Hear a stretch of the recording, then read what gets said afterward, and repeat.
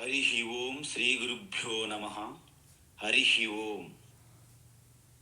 కృష్ణం వందే జగద్గురుం, కృష్ణం వందే జగద్గురుం. ఆత్మస్వరూప బంధుగణ భగవద్గీత జ్ఞానయజ్ఞములో భాగంగా 4వ అధ్యాయం సనాతన ధర్మము యొక్క వ్యావహారిక ధర్మములో అత్యంత ముఖ్యమైనటువంటి ఘట్టములో మనము ప్రవేశించాము. ఈ అధ్యాయములో భగవాన్ ఏం చెప్పారంటే, భగవద్గీత అనేది కేవలము ఒక శాస్త్రం మనం చదువుతున్నాం అనేది కాదు. ఏ సృష్టికర్త సృష్టిని చేసి మన జీవన విధానం ఎలా ఉండాలి అనే ఒక మాన్యువల్, ఎలాగైతే మనం ఒక టీవీ ఫ్రిడ్జ్ కొనేటప్పుడు ఒక మాన్యువల్ బుక్లెట్ ఎలా ఇస్తారో, ఈ సృష్టి క్రియేషన్ అంటే సృష్టి జరిగిన తర్వాత అలాంటి మాన్యువల్ బుక్లెట్టే ఈశ్వరుని యొక్క జ్ఞానము, వేదం. అది కొంతకాలంకి ప్రాముఖ్యత తగ్గినట్లు అనిపించినప్పుడు అదే భగవాన్ శ్రీకృష్ణునిగా అవతరించి అర్జునునికి బోధించారు. ఆ వేదసారమే భగవద్గీత. మొదటి 8 శ్లోకములలో ఆ భగవద్గీత గొప్పతనం, మహత్యం, తరువాత అర్జునుని ప్రశ్నకు అవతారం యొక్క రహస్యం, అవతారానికి కారణం, అవతారం యొక్క స్వరూపం, ఆ అవతారం యొక్క ప్రయోజనం చెప్పారు. తరువాత ఆ అవతారం యొక్క కారణము, స్వరూపము, ప్రయోజనం ఎవరైతే యథార్థంగా తెలుసుకుంటారో వారు మోక్షం పొందుతారు అని చెప్పారు. జన్మ కర్మ చమే దివ్యం ఏవం యో వేత్తి తత్వతః త్యక్త్వా దేహం పునర్జన్మ నైతి మామేతి సోర్జున చెప్పారు. అయితే ఆ పరమాత్మని ఏ యథా మాం ప్రపద్యంతే, వారు ఏ రకంగా పరమాత్మను ఆశ్రయించి ఏ భావనతో, యద్భావం తద్భవతి అన్నట్లుగా పరమాత్మని అనేక విధములుగా వాళ్ళు ఉపాసన చేయవచ్చు, భజించవచ్చు. పసుపు ముద్దని భగవాన్ గణేష్గా ఉపాసన చేయవచ్చు. ఒక సాలగ్రామం తీసుకొని దాంట్లో సాక్షాత్తు సర్వవ్యాపి విష్ణు భజించవచ్చు, పూజించవచ్చు. యావత్ సృష్టి అంతా పరమాత్మ ఉన్నాడు కాబట్టి అణువులో కూడాను పరమాత్మను మనము దర్శించవచ్చును. కాబట్టి మనం కేవలం విగ్రహారాధకులము కాదు, ఇది స్పష్టం కావాలి. హిందువులు విగ్రహారాధకులు కాదు. ఎందుకు? మనము చిన్న ఆలంబన తీసుకుంటున్నాము, పసుపు తీసుకుంటున్నాము. అది భగవాన్ గణేష్గా దర్శిస్తున్నాం తప్ప పసుపుగా దర్శించట్లేదు. అందుకే లింగము అంటే ఏంటంటే, లింగ్యతే అనేన ఇతి లింగము అంటారు. అంటే గుర్తు, దేని సహాయంతో ఆ వెనకున్నటువంటి తత్వాన్ని దర్శిస్తారో దానికి లింగము అంటారు. సన్యాసికి కాషాయ వస్త్రము లింగము. అంటే సన్యాస లింగం ఏమిటి? కాషాయ వస్త్రము. మరి శివలింగం అంటే ఏంటి? అంటే ఏ లింగము ఆధారంగా గుర్తు ద్వారా శివుని మీరు దర్శిస్తారో దానిని శివలింగము అంటారు. సో ఇలా ఏ భావంతో వాళ్ళు ఈశ్వరుని భజిస్తారో ఆ రూపంగా ఈశ్వరుని వారికి దర్శనమిస్తారు. అందుకే ఎంతో మందికి మనం ఏకనాథ్ చూసుంటాం. ఒకసారి తల్లిదండ్రులు ప్రాతకాలంలోనే బయటికి వెళ్తారు. వెళ్తే, నాయనా, ఈరోజు నువ్వు విఠ్ఠల భగవానికి పూజ చేసి నైవేద్యం అక్కడ పెట్టి ఉండు అన్నారు. అలాగే తల్లిదండ్రులు వెళ్ళిపోయారు. ఏకనాథ్ ఆ పూజ చేసి ప్రసాదం విఠ్ఠల భగవాన్ ముందు పెట్టి అలాగ కూర్చొని వెయిట్ చేస్తున్నాడు. ఎందుకు? విఠ్ఠల భగవాన్ వచ్చి ఆ ప్రసాదాన్ని తింటారు, తిన్న తర్వాతనే నేను వెళ్ళాలి అని నిర్ణయించుకున్నాడు. ఉదయం 5 అయిపోయింది, 6, 7, 8 టైం అవుతున్నా భగవాన్ వచ్చి ప్రసాదం తినట్లేదు. అప్పుడు ఆ ఏకనాథ్ అత్యంత బాధతో దుఃఖిస్తూ రోధిస్తున్నాడనమాట. నేనేవేళ ఏం తప్పు చేశాను, ఏం అపరాధం తప్పయింది, నేను పెట్టే ప్రసాదం భగవంతుడు ఈశ్వరుడు తినట్లేదు అని బాధపడి ఏడుస్తున్నాడు, బాగా ఏడుస్తున్నాడు అన్నమాట. చివరికి ఆ విగ్రహం ఉండే విఠ్ఠల భగవాన్ బయటకు వచ్చి ఆ ప్రసాదాన్ని తిన్నారు. అప్పుడు తన యొక్క ఏడుస్తున్నటువంటి కన్నీరులను తుడుచుకొని ఆనందంగా ఇంటికి వచ్చాడు ఏకనాథ్. మధ్యాహ్నం కల్లా తల్లిదండ్రులు వచ్చి అడిగారు, ఏది నాయన ప్రసాదం అంటే. ఈవేళ భగవాన్ ప్రసాదం అంతా తినేశారన్న. వాళ్ళు నమ్మలేదు. ఎందుకంటే జీవితాంతం వాళ్ళు ప్రసాదం పెడుతున్నారు, నైవేద్యం తిరిగి తీసుకొని తింటున్నారు, అందరు ప్రసాదం పంచుకొని. ఏకనాథ్ చెప్పేసరికి నమ్మలేదు. మళ్ళీ వీళ్ళు చెక్ చేస్తే ఏకనాథ్కు మాత్రమే దర్శనం ఇస్తున్నారు, తల్లిదండ్రులకు ఇవ్వట్లేదు. దీన్ని బట్టి మీకు ఏమర్థమైంది?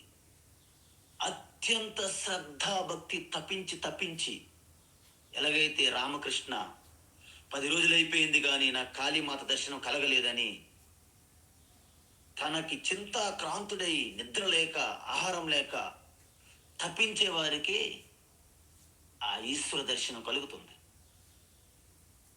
అయితే ఏ ఈశ్వర దర్శనం బయట దర్శించారో అది ఆత్మ రూపంలో కూడా దర్శించినప్పుడే, అంటే బయట చూస్తే సగుణంగా ఉన్న ఈశ్వర, కళ్ళు మూసుకుంటే నిర్గుణ ఈశ్వర, అది తెలుసుకున్న వారే పూర్తి సత్యాన్ని తెలుసుకున్నవారు. అదే సంపూర్ణమైనటువంటి మోక్షం అని చెప్పారు. అయితే మరి చాలామంది మందబుద్ధులు, మూఢులు ఈ సత్యాన్ని అంత తొందరగా గ్రహిస్తారా? గ్రహించరు. ఎందుకు? వాళ్ళకి అంతఃకరణ కర్మయోగం చెయ్యలేదు, శుద్ధి అవ్వలేదు, అంతఃకరణ శుద్ధి కాలేదు. ఎందుకు? కర్మయోగం బాగా నిష్ఠతో చేయలేదు. అందువలన వాళ్ళు చిన్న చిన్న కోరికలు తీర్చుకోవడానికి చిన్న చిన్న విభూతులను, శక్తులను ఆరాధిస్తుంటారు. సో వాళ్ళకు వచ్చినటువంటి ఫలితాలు ఏవైతే ఉన్నాయో అవి అనిత్యములని చెప్తున్నారు భగవాన్. అందువలన ఈ వేదము యొక్క రహస్యం ఏమిటంటే, ప్రతి ఒక్కరి కూడా కోరికలు తీర్చుకోండి, కానీ ధర్మ విరుద్ధంగా ఉండకూడదు, ధర్మబద్ధంగా ఉండాలి. మీ కోరికలు తీర్చుకోండి. కోరికలు తీర్చుకోవడానికి కూడా వేదము యొక్క ప్రణాళిక ఉన్నది అని చెప్తుంది. అందుకే అధిక మొత్తంలో కర్మకాండ అంతా కూడా యజ్ఞాలు, యాగాలతో నిండిపోతుంది. అయితే వాటి ఫలితం అనిత్యమని మెల్లగా తెలుసుకుంటారు. తద్వారా అవి విడిచిపెట్టి స్వార్థంతో చేసిన కర్మల నుండి నిస్వార్థమైనటువంటి కర్మల్లోకి వస్తారు కదా అని వేదమాత భావిస్తుంది. వేదం, ఈశ్వరుడు. తరువాత ఆ నిష్కామ కర్మయోగము నుండి జ్ఞానయోగములోకి వచ్చి ఆ శాస్త్రము గురువు ద్వారా తెలుసుకొని శ్రవణము, మననము, నిధిధ్యాసనం చేసి ఆత్మదర్శనం కలుగుతుంది, మోక్షం అని చెప్పింది శాస్త్రం. అయితే దానికోసమే ఈ యొక్క వేదం ఏం చెప్తుంది? మీరు మెటీరియల్గా మీ యొక్క పేరు ప్రఖ్యాతులకు మీకు కావాల్సిన సంపదలన్నీ కూడా మీకు అందుతాయి, తర్వాత మోక్షం కూడా మీరు పొందుతారని చెప్పింది. అయితే మనందరికీ ఒక డౌట్ వస్తుంది. ఒకటేమో కోరికలు తీర్చుకుందామని చెప్తుంది, మరి అదంతా బంధిస్తుంది, ఆధారపడడం. మరి రెండవది ఏంటి? కోరికలు విడిచిపెట్టాలి, నీకు మోక్షం కావాలి. ఈ రెండు విరుద్ధం కదా. మరి కోరికలు తీర్చుకొని అలాగా కోరికలతో కర్మలు చేయడము, కోరికలు తీర్చుకోవడం అది బంధనం కదా. కోరికలు విడిచిపెడితే మోక్షం కదా. ఇది విరుద్ధం కదా అని మనకు అనిపిస్తుంది. అయితే ఉపనిషత్తు ఏమన్నదంటే, దూరమేతే విపరీతే విసూచి అవిద్యాయాచ విద్యేతి జ్ఞాత. ఇవి రెండు విరుద్ధ మార్గాలే, నాకు ముందే తెలుసు అంటున్నాడు భగవాన్ శ్రీకృష్ణ. కానీ ఒక్క జీవన విధానాన్ని మీరు ప్రారంభిస్తే వాటిపైన మెల్లగా విరక్తి కలిగి రెండో మార్గంలోకి మీరు ఖచ్చితంగా వస్తారు అని చెప్తున్నాడు అన్నమాట. ఒక వ్యక్తి సిగరెట్ కాలుస్తూ రోజుకి 5, 6, 7, 10 అలాగా చైన్ స్మోకర్ అంటారనమాట. అంటే ఆయన వదిలే ఒక ఆ స్మోక్ రింగులు బొంగరాలా తిరుగుతుంది అనమాట, చైన్ లాగా. అలాంటి చైన్ స్మోకర్ ఏ మ్యాగజైన్ చూసినా, ఏ పుస్తకం చదువుతున్నా, స్మోకింగ్ అనేది చాలా డేంజరస్, నీ లంగ్స్ పాడైపోతాయి, నీ ఆరోగ్యం చిదిలిమైపోతుంది అని చెప్తూనే ప్రతి బుక్కులు చదువుతుంటే. కానీ ఆయనకి ఆ సిగరెట్ పొగ తాగడం అనేది పూర్తిగా దానిలో మునిగిపోయాడు అన్నమాట. అయితే లాస్ట్కి చదివి మానేశాను అన్నాడు ఒకసారి. ఏంటి మానేసావు సుబ్బారావు అన్నారు. అంటే ఆ పుస్తకాలు అలాంటి మ్యాగజైన్స్ చదవడం మానేశాను పూర్తిగా అన్నాడు.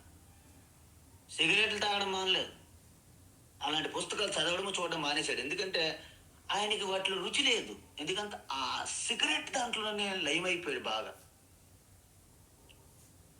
అలాంటి బలంగా కోరిక ఉన్నవారికి వేదము, నువ్వు రా, నీకు ఉపనిషత్తు, బ్రహ్మ విద్య, గీత చెప్తానంటే వారు సిద్ధంగా ఉండరు.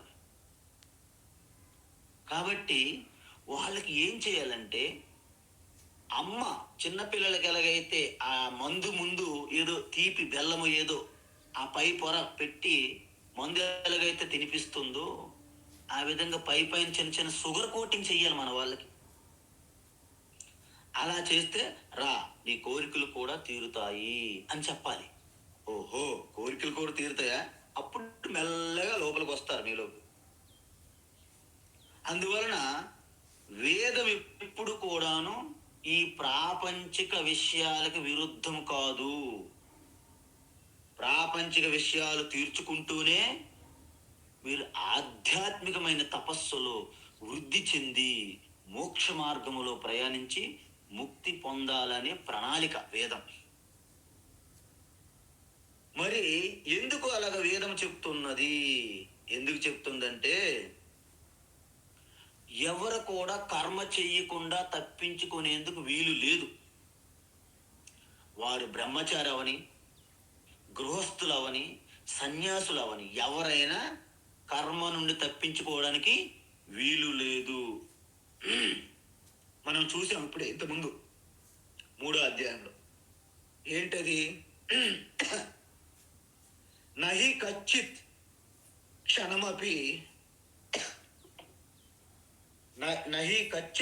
క్షణమపి జాతు తిష్టత్య కర్మకృత్. ఒక క్షణం కూడా మనము కర్మ చేయకుండా జీవించలేము. ఎందుకు? ఈ శరీరం అనేది ప్రకృతి నుండి వచ్చింది. ప్రకృతి అంటే 3 గుణములు, అవి నిరంతరము కదులుతూనే మారుతూనే ఉంటాయి. కాబట్టి పూర్తిగా కర్మ నుండి ఎవరు తప్పించుకోలేరు. అందువలన వేదం ఏముంటుందంటే నువ్వు మెల్లమెల్లగా కర్మలు చేస్తూ క్రమంగా ఆధ్యాత్మికమైనటువంటి అంతర ప్రయాణం చెయ్యాలి అని చెప్పి ఒక ప్రాజెక్ట్ ఇచ్చింది మనకి. ఏంటి? వర్ణాశ్రమ ధర్మం. అయితే ఈ వర్ణాశ్రమ ధర్మం అంటే ఏమిటి? పూర్తిగా మొదట కర్మయోగంగా చెయ్యాలి. కర్మయోగంలో చెప్పినటువంటి పంచమహాయజ్ఞాలన్నీ మీరు పాటించాలి. ఎందుకు? మీరు గృహస్థగా ఉన్న సన్యాసిగా ఉన్న కర్మ తప్పదు. అదేవిధంగా బ్రాహ్మణ వర్ణమైన, క్షత్రియ వర్ణమైన, వైశ్య, శూద్ర ఏ వర్ణమైన కర్మ తప్పదు. అందువలన గృహస్థాశ్రమం వదిలేసి సన్యాసం స్వీకరిస్తానని కొంతమంది భ్రమిస్తారు. వాళ్ళకి ఇంటి పనులు ఉండవు, ఆశ్రమంలో ఉన్నటువంటి క్లీనింగ్ పనులన్నీ ఉంటాయి అక్కడ. కాబట్టి ఆశ్రమంలో మీరు ఇంకా నాకు ఇంకేం పని ఉండదని భ్రమపడొద్దు. అక్కడ కూడా ఇవే పనులు చేస్తారు, కాకుంటే కర్మయోగము సేవ అని పేరుతో చేస్తారు అక్కడ. అయితే మరి కర్మకి ముగింపు ఎప్పుడు? మీ శరీరం మరణించినప్పుడు వరకు ఈ కర్మ వదలదు అని తెలుసుకోవాలి మనం. అయితే మరణిస్తే కర్మ వదిలిపోతుందా? మీకు వదిలిపోతుంది, చుట్టూ ఉన్న వాళ్ళు పని తగులుతుంది బాగా. ఎందుకంటే దహన సంస్కారాలు చేయాలి కదా మనకి. సో ఈ విధంగా ఈ సృష్టి అంతా చిన్న చిన్న అణువుని గమనించండి మీరు. అంటే చిన్న ఇసుక రేణువు నుండి సూర్యుడి వరకు నిరంతరం వాటి వాటి స్థాయిల్లో కదులుతూనే ఉంటాయి, వాటి కక్షల్లో. ఎవ్వరు కూడాను కర్మ నుండి అతిక్రమించరు. అయితే మీ అందరూ ఒకటి గమనించాలి. ఈవెన్ మామిడి చెట్టు మామిడి పండ్లు ఇస్తుంది కదా, ఆ పండు మనం తింటాము, ఆ లోపల ఉన్నటువంటి గుజ్జు టెంక బయట విడిచిపెడతాం. అంటే ఆ మామిడి పండు గుజ్జు లాంటి దాని ద్వారా సమాజం కోసం సేవ చేస్తూ తన కళ్యాణం అయినటువంటి ఆ విత్తనం ద్వారా తన సంతతి కూడా పెరుగుతూ చూశారు. అంటే ఈ సమాజంలో ప్రతి ఒక్కటి కూడా ఆ ఈశ్వరుని యొక్క నియమాలను పాటిస్తూనే ఉంది, ఒక్క మనుషులు తప్ప. అందువలన కృష్ణ పరమాత్మ ఏమంటున్నాడంటే కర్మనా బధ్యతే జంతు, సకల ప్రాణులు మనుషులు కర్మల ద్వారా బంధించబడి ఉన్నది. అది రూలు. ఎందుకంటే దాని నుండి తప్పించుకోవాలంటే జ్ఞానం ఒక్కటే మీకు ఆ మెడిసిన్ మందు. మరి ఆ జ్ఞానం ఎలా పొందాలి? జ్ఞానం వల్ల కర్మకి, కర్మఫలానికి ఎలా విడిపిస్తుంది మనల్ని అనేదే ఈ అధ్యాయం యొక్క ఉద్దేశం. జ్ఞానం ఎంత గొప్పదంటే అది అద్భుతమైనటువంటి అస్త్రం, అంటే ఒక బ్రహ్మాస్త్రం లాంటిది అనమాట. ఎందుకంటే సాక్షాత్ కృష్ణ పరమాత్మ అంటున్నాడు, ఏ అర్జున నన్నే చూడు. ఏంటి చూడాలి? నేను పుట్టిన జైల్లో, భయంకరమైనటువంటి కారాగారంలో పుట్టాను. అలా పుట్టి వెంటనే ఆ యొక్క రాక్షసు మూకలు నా ఎంట పడేవి నన్ను హంతమొందించడానికి. వాటిని ఎదుర్కొంటూ ఆ రాక్షసులను, అసురులను నుండి కాపాడుకుంటూ అలాగ వస్తూ నేను ఏ పని చేస్తున్నా నేనే చేస్తున్నాను అనే అభిమానం లేకుండా నేను చేయడం వలన ఈ కర్మకి ఆ బంధనములో చిక్కుకోకుండా నేను ఒక లీలలుగా చేస్తున్నాను అని చెప్పారు. అంటే ఏంటి? తస్య కర్తారమపి మా విద్య అకర్తారం అవ్యయం అన్నారు అక్కడ మనకి శ్లోకంలో. అంటే ఏంటి? ఆ కర్మల నుంచి నేను తప్పించుకోవట్లేదు అర్జున, ఆ కర్మలన్నీ నేనే చేస్తున్నాను, చేశాను.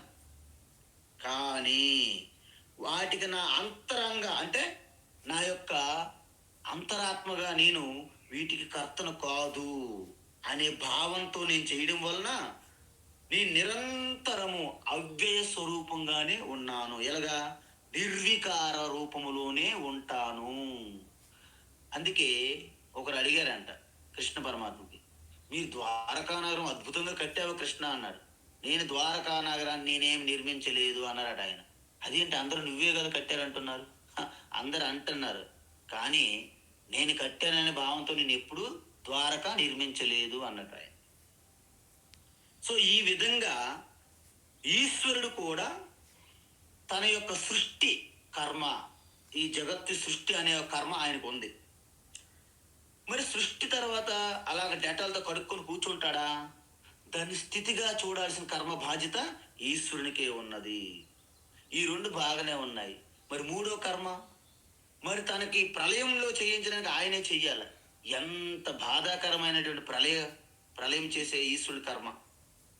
కానీ మూడింటి అందు కూడాను ఎటువంటి ఆసక్తి లేకుండా, రాగము ద్వేషము లేకుండా, గుణాతీతంగా, పుణ్యపాపాలకి అతీతంగా ఉంటాడు ఈశ్వరుడు. అందువలన మనం ఈ సృష్టిలో వచ్చిన తర్వాత ఈ జగత్తు యొక్క సమతుల్యతను కాపాడి మనము కూడా ఆ ఈశ్వరుడి వలె లీలలు చేసే విధానము, మోక్షం పొందే మార్గము మనకి సాక్షాత్ ఈశ్వరుడే మనకు అందించాడు జ్ఞానం. అదే వేదము అంటారు, వేదాలు. అందువలన మన ఇష్టాయిష్టాలకి, అంటే ఒక వ్యక్తిగత ఇష్టాయిష్టాలకి, సమాజం యందు మీ యొక్క బాధ్యతకి, మీరు రెండింటి మధ్య ఘర్షణ వస్తుందేమో స్వామీజీ.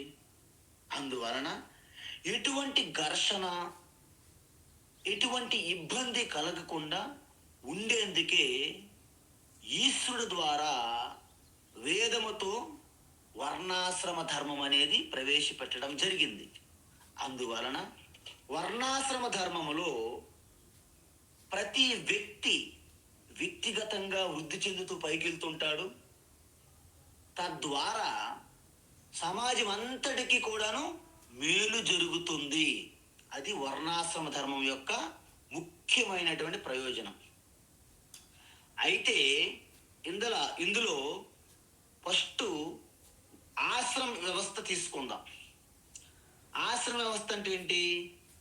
బ్రహ్మచర్యాశ్రమం, గృహస్థ ఆశ్రమం, వానప్రస్థ ఆశ్రమం, సన్యాస ఆశ్రమం అంట. అయితే బ్రహ్మచర్య ఆశ్రమం అనేది మొట్టమొదటిది. అంటే ఏంటి? మీరు విద్యార్థిగా, గురుకుల వాసిగా కానీ, గురువు ద్వారా ఉపదేశాన్ని పూర్తిగా తెలుసుకొని, అంటే ఏంటి, మీకు ప్రాపంచిక అవసరాలైనటువంటి తిండి బట్ట ఉండడానికి గూడు, ఇవి కామన్, అందరికీ కావాలి. సో అటువంటి సాధారణంగా కావలసినటువంటి అవసరాలు వద్దని వేదం ఎప్పుడూ చెప్పదు మనకి. కానీ వాటితో పాటు మీరు ఆధ్యాత్మికంగా ఎదగాలని మీకు ఆ జ్ఞానం అందిస్తుంది. అందువలన మనకి బ్రహ్మచర్య స్టూడెంట్ దశలోనే మనకి 2 ప్రయోజనాలు సిద్ధిస్తున్నాయి. ఒకటి, వ్యావహారిక జ్ఞానంతో పాటు ఆధ్యాత్మిక జ్ఞానం అందిస్తుంది వేదము. అందుకే ధర్మాల మధ్య వివేకము, సత్యం వద ధర్మం చర, మాతృదేవో భవ పితృదేవో భవ ఆచార్య దేవో భవ అతిథి దేవో భవ, ఇవన్నీ బ్రహ్మచర్య స్టూడెంట్ లైఫ్లోనే తెలుసుకుంటారు. అందువలన ప్రతి పెద్దవాళ్ళందరికీ గౌరవిస్తూ నమస్కరిస్తారు, చిన్నవాళ్ళకి ప్రేమిస్తారు, ప్రకృతిని ఆరాధిస్తారు అన్నమాట. బ్రహ్మచర్య ఆ ఆశ్రమంలో నేర్పుతారు ఉపదేశం. ఆ జ్ఞానంతో గృహస్థాశ్రమంలో ప్రవేశిస్తారు. అంటే గురుకులములో నేర్చుకున్న ఆ జ్ఞానంతో ఎలా ఆచరణలో పెట్టాలి అంటే మనకు ఆల్రెడీ చెప్పాం, పంచమహాయజ్ఞాలు. అందుకే వేదము అంటే నువ్వన్నీ సాధించు, పేరు ప్రఖ్యాతులు, డబ్బు, ధనము, ఆస్తులు, పాస్తులు అన్నీ సాధించు ధర్మబద్ధంగా. సాధించిన తర్వాత ఒక పంచమహాయజ్ఞం అనే రూపములో, కర్మయోగములోకి నువ్వు మెల్లగా మారాలి. అందువలన ఆ వేదం ఏం చెప్తుందంటే, మెల్లమెల్లగా నీ బయట సంపాదనతో పాటు అంతర్ముఖంగా ఉన్నటువంటి ఆ గొప్ప ఆధ్యాత్మిక సంపద కూడాను వృద్ధి చెందుతుంది అని చెప్తుంది. అందుకే మనకి వేదములు ఏమన్నారు? నీకు అన్ని సమకూరాలి, నువ్వు గొప్పవాడు అవ్వాలి, నీకు వస్తువులు, వస్త్రాలు, డబ్బు, ధనము, గోవులు అన్ని పుష్కలంగా నీకు రావాలి అని వేదం కూడా చెప్పింది. ఆవహంతి వితన్వానా కుర్వాణా చీరమాత్మనః వాసాంసి మమ గావశ్చ అన్నపానే సర్వదా తతో మే శ్రియమావహ అన్నది. యశో నేసా నిస్వాహ శ్రేయాన్య వశ్యసో సా నిస్వాహ అన్నది. అంటే ఏంటి? వేదం మీకు అత్యంత ఐశ్వర్యవంతమైనటువంటి ధనము మీకు వర్ధిల్లుగాక అని వేదం మీకు మంచి ఆశీర్వచనం ఇచ్చింది. వేదమేమి మీరందరూ కాషాయాలు కట్టుకొని అడవుల్లోనూ నదీ తీరాల్లోనూ భిక్షపాత్ర పట్టుకొని తిరగాలని ఏం చెప్పలేదు. అందరూ కూడాను అన్ని ధర్మబద్ధమైనటువంటి కోరికలు తీర్చుకుంటూ మెల్లగా ఆ కోరికలు లేని దశలోకి వచ్చి ఆ యొక్క అంతఃకరణ శుద్ధితో పవిత్రమైన హృదయంతో జ్ఞానం తెలుసుకొని మోక్షం పొందమని చెప్పింది. అందుకే ఇంకొకటి ఏమంటుంది వేదము? మీ యొక్క రోజు ఆరంభము ఈశ్వరుని స్మరణతో జరగాలి. అంటే ఈశ్వర స్మరణతోనే ప్రారంభించాలి రోజు. మనము ప్రతిదినము ఈశ్వరుని చింతనతోనే అన్ని పనులు మీ వృత్తి చేస్తూ ఉండాలి. పడుకునేటప్పుడు నడుము వాల్చినప్పుడు కూడా పరమాత్మ అని ఒక స్మరణ చేసి మీరు నిద్రపోవాలి అంటున్నది. ఈ విధంగా ఎవరైతే చేస్తారో, అందుకే సనాతన ధర్మం ఏం చెప్తుంది? తన కోసం కూడాను కార్యక్రమాలు కర్మలు చేస్తే తనకి ప్రయోజనం పొంది సమాజానికి కూడాను లాభం చేకూరుస్తారు గృహస్థు ఆశ్రమము. సర్వే భవంతు సుఖినః సర్వే సంతు నిరామయాః సర్వే భద్రాని పశ్యంతు మా కశ్చిత్ దుఃఖ భాగ్ భవేత్ అని ఆ వేద వాక్కు చెప్తుందనమాట. అందరూ సుఖంగా సంతోషంగా ఉండాలి, అందరూ ఆరోగ్యంగా ఉండాలి, ఎవరికి దుఃఖము బాధ కలగకూడదు. చూసారా వేదము యొక్క ప్లాన్ ఎంత బాగుంటుందో. అందువలన గృహస్థులుగా ఉంటూ ఈశ్వరునికి ఆరాధించడము, పూజలు చేయడం ద్వారా దేవయజ్ఞము, మన తర్పణాలు శ్రాద్ధము చేయడం వలన పితృదేవతలకి తృప్తి చేయడము, అలాగే రోజు ఈ వేదం సంబంధించినటువంటి భగవద్గీత లాంటివి ఉపనిషత్తులు అధ్యయనం చేయడం వలన బ్రహ్మయజ్ఞము, అనాథులకి అంటే ఎవరైతే సామాజికంగా బాధపడుతున్నారో, దుఃఖిస్తున్నారో, ఆకలిగా అలమటిస్తున్నారో వాళ్ళకి చేయూత సేవ చేయడం ద్వారా మనుష్య యజ్ఞము, చుట్టూ ఉన్నటువంటి ప్రాణులకి పరిసరాలను పరిరక్షించడం ద్వారా భూత యజ్ఞము, అంటే పంచమహాయజ్ఞాలు నిరంతరము చేస్తూ గృహస్థాశ్రమం నుండి అత్యంత ఉన్నతమైనటువంటి స్థితిలోకి మీరు రావచ్చును అని చెప్పారు. అయితే తర్వాత వానప్రస్థము అన్నారు. అంటే ఏంటి? గృహస్థులు చాలా బిజీగా ఉన్నటువంటి మీరు మెల్లగా ఆ చిక్కులు విడిచిపెట్టి ఆ అధికారాలు బాధ్యతలు తర్వాత పిల్లలకి అప్పగిస్తూ మెల్లగా బయటి చేసే పూజల కంటే అంతర్ముఖంగా అంటే జపము, ఉపాసన, పారాయణం వీటి పని ఎక్కువగా టైం కేటాయిస్తే దాన్ని వానప్రస్థాశ్రమం అంటారు. అంటే ఆశ్రమంగా మీరు బయటికి ఆశ్రమంకి వెళ్ళవచ్చు, ఇంటిలోనే మీరు అంతర్ముఖంగా కూడా ఉండవచ్చును అని అర్థం. లాస్ట్ చివరిదైనటువంటి సన్యాసాశ్రమం. సన్యాసాశ్రమం అంటే ఏంటి? అంటే వాస్తవానికి ఇంటి నుండి పూర్తిగా బయటికి వెళ్ళి మీరు సన్యాసాశ్రమం స్వీకరించవచ్చును, లేదా మీలో రోజు రోజుకి ఆ విరక్తి భావన, వైరాగ్యం పెంచుకోవచ్చును. అంటే కుటుంబ సభ్యుల్లో ప్రతి దాంట్లో మన యొక్క ముక్కు దూర్చకూడదు, ప్రతి దాంట్లో మనం దూరిపోవడం, మొట్టమొదటి నుంచి వచ్చినటువంటి అధికారము ఆ యొక్క అలవాటు ప్రకారంగా ప్రతి దాంట్లోనూ కలుగు చేసుకోవడం చేయకూడదు. మీరు చేసే ప్రతి శారీరకంగా కానీ మానసికంగా కానీ ఈశ్వరునికి అర్పిస్తే దాన్నే సన్యాసాశ్రమం అంటారు. అంటే మానసికంగా మీరు కర్తలు కాదు, నడిపించేదంతా నారాయణుడే. అర్థమవుతుందా?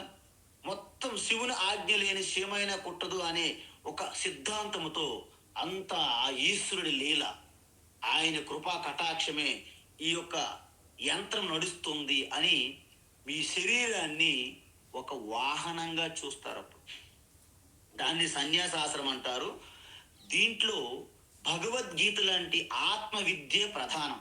అంటే శ్రవణము, మననము, నిధిధ్యాసనంగా ఉంటుంది కాబట్టి దీనికి జ్ఞానయోగము ప్రధానంగా ఉండే ఆశ్రమాన్ని సన్యాసాశ్రమం అంటారు. సో ఈ విధంగా మీరు ఎప్పుడైతే ఆశ్రమ వ్యవస్థ మీరు శ్రద్ధాభక్తితో నిష్ఠగా చేస్తే మీలో ఒక మెచ్యూరిటీ వచ్చేస్తుంది. ఎలాగా? పచ్చిగా ఉన్న కొబ్బరి బొండం నుండి బాగా పండిపోయిన కొబ్బరికాయలే తయారవుతారు. అప్పుడే ఉన్నటువంటి పాలు నుండి నెయ్యిగా మారుతారు. మీలో పరివర్తన ఇలా మారడం వలన మీలో మెచ్యూరిటీ, అంతఃకరణ శుద్ధి ఉండి వివేక జ్ఞానం ప్రకాశిస్తుంది ఈ ఆశ్రమ వ్యవస్థ ఇలా పాటిస్తే. అయితే ఇది ఒక రకమైనటువంటి భాగం. ఇది వ్యక్తిగతంగా ఎక్కువగా ఆధారపడి ఉన్నది. ఇప్పుడు నేను చెప్పిన 4: బ్రహ్మచర్యము, గృహస్థ, వానప్రస్థ, సన్యాసి. మరి సమాజం దృష్టిలో మనం ఎలా మనము ఉద్ధరించుకొని సమాజానికి ఎలాగా సహాయం చేయాలి? దానిని వర్ణ వ్యవస్థ అంటారు. వర్ణ వ్యవస్థ. అందుకే శ్లోకములో చాతుర్వర్ణ్యం మయా సృష్టం అని చెప్పారు భగవాన్ శ్రీకృష్ణ.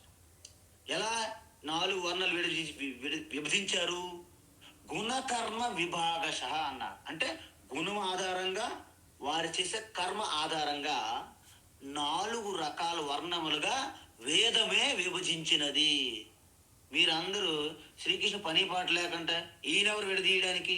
సమాజాన్ని 4 రకాలుగా ఆయనని విడదీశాడు 4 వర్ణాలుగా అని అనుకోవచ్చు. ఇది వేదములో ఉన్నది. ఆయన ఒక గురువుగా వచ్చి మనకు మరింత స్పష్టత ఇస్తున్నారు ఆయన పాపం. అయితే ఈ 4 వర్ణములు ఏమిటి? బ్రాహ్మణ వర్ణము, క్షత్రియ వర్ణము, వైశ్య వర్ణము, శూద్ర వర్ణము. అయితే ఇక్కడ గుణము కర్మ ఆధారంగా జరిగింది అని చెప్పారు కృష్ణ పరమాత్మ. మన 3వది ఒకటి ఇక్కడ ప్రస్తావించలేదు, అది కూడా మనము కలుపుకోవాలి. ఏంటది? జాతి ఆధారంగా, అంటే జన్మ ఆధారంగా కూడా. అంటే ఇప్పుడు ఎన్నైనాయి? 3. జన్మ ఆధారంగా, కర్మ ఆధారంగా, గుణము ఆధారంగా 4 వర్ణములుగా మొత్తం మానవాళండి. భారతదేశము హిందువులు కాదండి, ఇది మొత్తం సమస్త మానవాళి 4 వర్ణములుగా విభజించబడినది. అక్కడ పేర్లు మారిపోతాయి. Higher class, lower class, middle class, HIG, MiG, LIG, ఈ పేర్లు ఉంటాయి ఎక్కడైనా సరే. Officers colony, engineer colony, labours colony, ఇవన్నీ ఉంటాయండి. కానీ పేర్లు మారినంత మాత్రమున మీరు తోయమన్నా, నీరన్నా, జలమన్నా, వాటర్ అన్నా, పానీ అన్నా అన్ని మీరు ఏ పేర్లు పిలిచినా నీరే. అదేవిధంగా వర్ణ వ్యవస్థ యావత్ మానవాళికి సంబంధించినది అనమాట ఈ విభజన. అయితే ముందుగా మనము గుణం ఆధారంగా వర్ణ వ్యవస్థ ఎలా విభజించబడినది, అందుకోసమే నిన్న మీకు ఒక చిన్న చార్ట్ పెట్టాను మన గ్రూపులో. అది నేను ఇప్పుడు చెప్తే మీకు స్పష్టత వస్తుందని నా భావన. అయితే స్వభావాన్ని బట్టి మనిషిని 3 రకాలుగా ఉంటారు. ఎందుకు? ఆ ప్రకృతిలో ఉన్నటువంటి మాయ త్రిగుణాత్మకం. అంటే సత్వగుణము, రజోగుణము, తమోగుణము, ఈ 3 గుణాలు ఉంటాయి. ఈ 3 గుణాలు బట్టి ఏది ప్రధానంగా ఉన్నది, ఏది తక్కువగా ఉన్నది, వీటి ఆధారంగానే మనిషి యొక్క ప్రభావము బయటికి తెలుస్తుంది. అంటే ఆయన యొక్క గుణాలు బట్టి ఆయన ప్రవృత్తి బయటికి తెలుస్తున్నది. మరి ఈ గుణాల పైన మీకు పూర్తిగా వివరణ 14వ అధ్యాయం కేటాయించారు భగవాన్ శ్రీకృష్ణ. గుణత్రయ విభాగం అని 14వ అధ్యాయం అంతా ఈ 3 గుణాలతోనే ఉంది. 3 గుణాల ద్వారా ఎలా ఉంటారు, ఈ 3 గుణాల నుండి ఏమి నేర్చుకోవాలి, ఈ 3 గుణాల నుండి అతీతంగా వెళ్ళిన వారికే మోక్షం అని చెప్పారు. గుణాతీతుడు అంటారు అక్కడ. అయితే ప్రస్తుతానికి ఇక్కడ మనం కావాల్సింది ఏంటంటే, ఎవరైతే సత్వగుణం ఉంటుందో వాళ్ళు బుద్ధి చాలా కుశలత్వంగా ఉంటారు, వివేకంగా ఉంటారు. వారిలో ఉన్నటువంటి జ్ఞానం తెలుసుకోవాలని ఆ తత్పరత, తపన కలుగుతుంది. స్పష్టమైనటువంటి ఒక చురుకుగా ఉండి ఆ యొక్క జ్ఞానం ప్రకాశించే విధంగా ఉంటారు వాళ్ళలో సత్వగుణం అధికంగా ఉన్నది అని అర్థం. ఇంకొందరు హుషారుగా అయితే ఉంటారు, ఏదో ఒకటి చేస్తూనే ఉంటారు, కింద మీద పడుతూ అవి తీయడము, ఇది పెట్టడము, అక్కడ తీయడము అని, అంటే పని చేస్తూ హుషారుగా కనిపిస్తుంటారు అన్నమాట. దాన్ని రజోగుణ తత్వము అంటారు. ఇంకొకరు ఏంటంటే, ఒక్క క్షణం కూడాను ఖాళీగా ఉండకుండా స్వార్థంగా ఏదైనా సంపాదిద్దాం సంపాదిద్దాం సంపాదిద్దాం అనే ఒక భావంతో ఉంటారు. దాన్ని రజోగుణం ఉండి తమో గుణం ఉన్నది కాబట్టి స్వార్థము, అది వేరే రకం. లాస్ట్ రకం ఏంటంటే, ఎక్కడ కూర్చుని గొంగ అక్కడే అన్నట్టు వారు ఎక్కడ కూడా చెలించరు, కదలరు, బద్ధకస్తులుగా నిద్రతో ఆవులింతలతో ఉంటారు ఎక్కడికక్కడ. అది మరికంత ప్రమాదమైనటువంటి తమోగుణ ప్రభావం అన్నమాట. సో ఈ విధంగా మొట్టమొదటిసారి మనం చూసుకుంటే బ్రాహ్మణ వర్ణము. ఇప్పుడు ఎందుకు చెప్పానంటే, ఈ శ్లోకములో మనం చెప్పబోయే విషయము మీరు బయట ఎక్కడ ఇంత క్లారిటీ మీకు రాదు. అది ఒక శ్రీకృష్ణ భగవాన్ ఈ 13వ శ్లోకంలో చెప్పి ఉన్నారు. కాబట్టి ఇది మీకు ఎంత టైం తీసుకున్నా పర్వాలేదు, కానీ మీకు పూర్తిగా స్పష్టత ఇవ్వాలని నా ఉద్దేశం. అయితే మొదటి రకంలో సత్వగుణం ప్రధానంగా ఉంటుంది, దానికంటే తక్కువ స్థాయిలో రజోగుణం ఉంటుంది, దానికంటే తక్కువ స్థాయిలో తమోగుణం ఉంటుంది. మీకు చార్ట్లో చెప్పాను. బ్రాహ్మణ వర్ణం అంటే ఏంటి? ఎక్కువ మోతాదులో సత్వగుణం ఉంటుంది, దానికంటే తక్కువ రజోగుణము, దానికంటే తక్కువ తమోగుణము. అయితే దాని యొక్క లక్షణం ఏమిటి? అటువంటి వ్యక్తిని గుణ బ్రాహ్మణ వర్ణము అంటారు. గుణంగా బ్రాహ్మణ వర్ణము విభజించబడినది. అంటే ఏంటి? చాలా హుషారుగా ఉండి, అంటే మామూలుగా, అంటే జ్ఞానం తెలుసుకోవాలనే ఒక అలర్ట్గా ఉంటాడు. ఆయనలో ఎటువంటి గుణాలు ఉంటాయంటే, మళ్ళీ 18 అధ్యాయం చెప్పారు. ఏంటి ఆ గుణాలు? శమోదమస్తపశౌచం శాంతిరార్జవమేవ చ జ్ఞానం విజ్ఞానమాస్తిక్యం బ్రహ్మ, అంటే బ్రాహ్మణ అంట. అంటే వాళ్ళు ఏముంటాయి? శమ అంటే ఇంద్రియ నిగ్రహము, మనో నిగ్రహం కలిగి అత్యంత శుభ్రత పాటిస్తూ ఉన్నది ఉన్నట్టుగా యథాతథంగా ఉంటారు, ఆర్జవంగా రుజువుగా ఉంటారు. జ్ఞానము విజ్ఞానము, ఇవి చదవడము బోధించడము, వీటి మీదే దృష్టి ఉంటుంది అనమాట. సో వారికి సత్వగుణము అధికంగా ఉన్నది, రజోగుణము కొంచెం తక్కువ, తమో గుణము ఇంకా తక్కువ.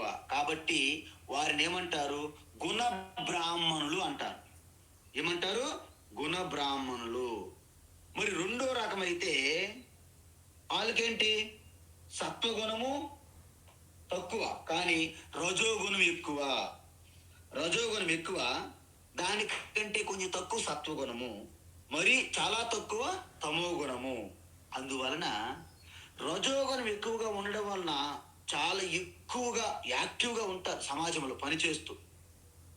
అందువలన వాళ్ళు హుషారుగా ఉండి బహిర్ముఖంగా ఎక్కువ ఉంటాడు. సత్వగుణం ఎక్కువ ఉన్న వాళ్ళకి అంతర్ముఖంగా ఉంటారు. బహిర్ముఖంగా ఉండాలంటే రజోగుణం తోడు కావాలి. ఈ రజోగుణం ఎక్కువ ఉండడం వలన కర్మలు ఎక్కువ చేస్తారు, కానీ నిస్వార్థంగా చేస్తారు. అందువలన ఆయనేంటి ఆయనేంటి దాన ధర్మములు అంటే ఎలా ఉంటాడో ఎక్కువగా దాన ధర్మాలు చేస్తూ శౌర్యము, తేజస్సు, ధృతి, దాక్ష్యము అంటే యుద్ధములు ఎప్పుడు వెన్ను చూపరు అంటారు. అంటే చూడండి మనకి ఈ యొక్క సోల్జర్స్, పోలీస్ డిపార్ట్మెంటు వీళ్ళందరూ కూడాను వాళ్ళ గుణం ఏంటంటే రజోగుణ ప్రభావము, తరువాతది సత్వగుణము, అన్నిటికంటే తక్కువ తమో గుణము. సో వాళ్ళని ఏమంటారు? గుణ క్షత్రియులు అంటారు. మరి మూడో రకం ఏంటి? మూడో రకం ఏంటంటే రజోగుణం అధికంగా ఉంటుంది, దానికంటే కొంచెం తక్కువ తమో గుణము, సత్వగుణం అంటే మరీ తక్కువ. సో వారిని వైశ్య అంటే గుణ వైశ్యులు అంటారు. అంటే ఏంటి? బహిర్ముఖం ఉంటూ స్వార్థంగా చేస్తే గుణ వైశ్యులు, బహిర్ముఖంగా ఉంటూ నిస్వార్థంగా చేస్తుంటే క్షత్రియ గుణ అంటే గుణ క్షత్రియులు అంటారు. మూడోది ఏంటంటే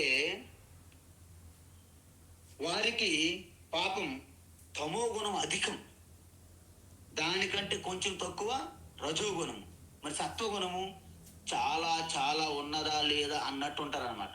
సో వాళ్ళని గుణ శూద్రులు అంటారు. ఏమంటారు? గుణ శూద్రులు అంటే ఎప్పుడు బద్ధకంగా, అలసత్వంగా, నిద్రమత్తులు ఉంటారన్నమాట. ఎందుకు? అధిక మోతాదులో తమో గుణం ఆవరించి ఉన్నది. సో ఈ విధంగా మనం ఏం చూసాము? గుణాల ఆధారంగా వర్ణ వ్యవస్థ మనం చూసాము. మొట్టమొదటిది మనకేంటి? సత్వగుణం అధికంగా ఉంటుంది, దానికంటే తక్కువగా రజోగుణము, అన్నిటికంటే తక్కువ తమో గుణము, దానిని గుణ బ్రాహ్మణులు అంటారు. మరొకసారి చూసుకోండి.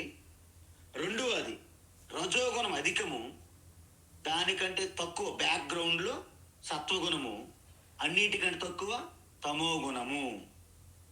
మూడో చూసుకుంటే అధికంగా రజోగుణము, దానికంటే కొంచెం తక్కువ తమో గుణము, అన్నిటికంటే తక్కువ సత్వగుణము. 4 గుణశూద్రుడు చూసుకుంటే అధికంగా తమో గుణము, దానికంటే తక్కువ రజోగుణము, అన్నిటికంటే చాలా తక్కువగా సత్వగుణం ఉంటుంది. ఈ విధంగా మనము గుణం ప్రకారంగా 4 వర్ణాలు మనము చూసాం. అయితే ఇప్పుడు కర్మ ప్రకారంగా చూడాలి. కర్మ ప్రకారంగా వీళ్ళని అంటే ఏంటి? ఎవరైతే అంటే మామూలుగా పరావిద్య కానీ అపర విద్య కానీ, లౌకిక విద్య కానీ వేదాంత ఆధ్యాత్మిక శాస్త్రాలు కానీ ఎవరైనా సరే చదివి ఎవరైతే బోధిస్తారో వాళ్ళందరూ కూడాను కర్మ బ్రాహ్మణులే. ప్రపంచం మొత్తం యూనివర్సిటీలో కానీ స్కూల్స్ కానీ ఎక్కడ ఎవరికి ఎవరు బోధించినా అంటే టీచర్లందరూ, మెడికల్ కాలేజ్ ప్రొఫెసర్ లెక్చర్లు అందరూ, ఇంజనీరింగ్ కాలేజీలో ఉన్న వాళ్ళు టీచర్స్ అందరూ, సర్వం టీచింగ్ స్టాఫ్ అంతా కూడా కర్మ బ్రాహ్మణులే.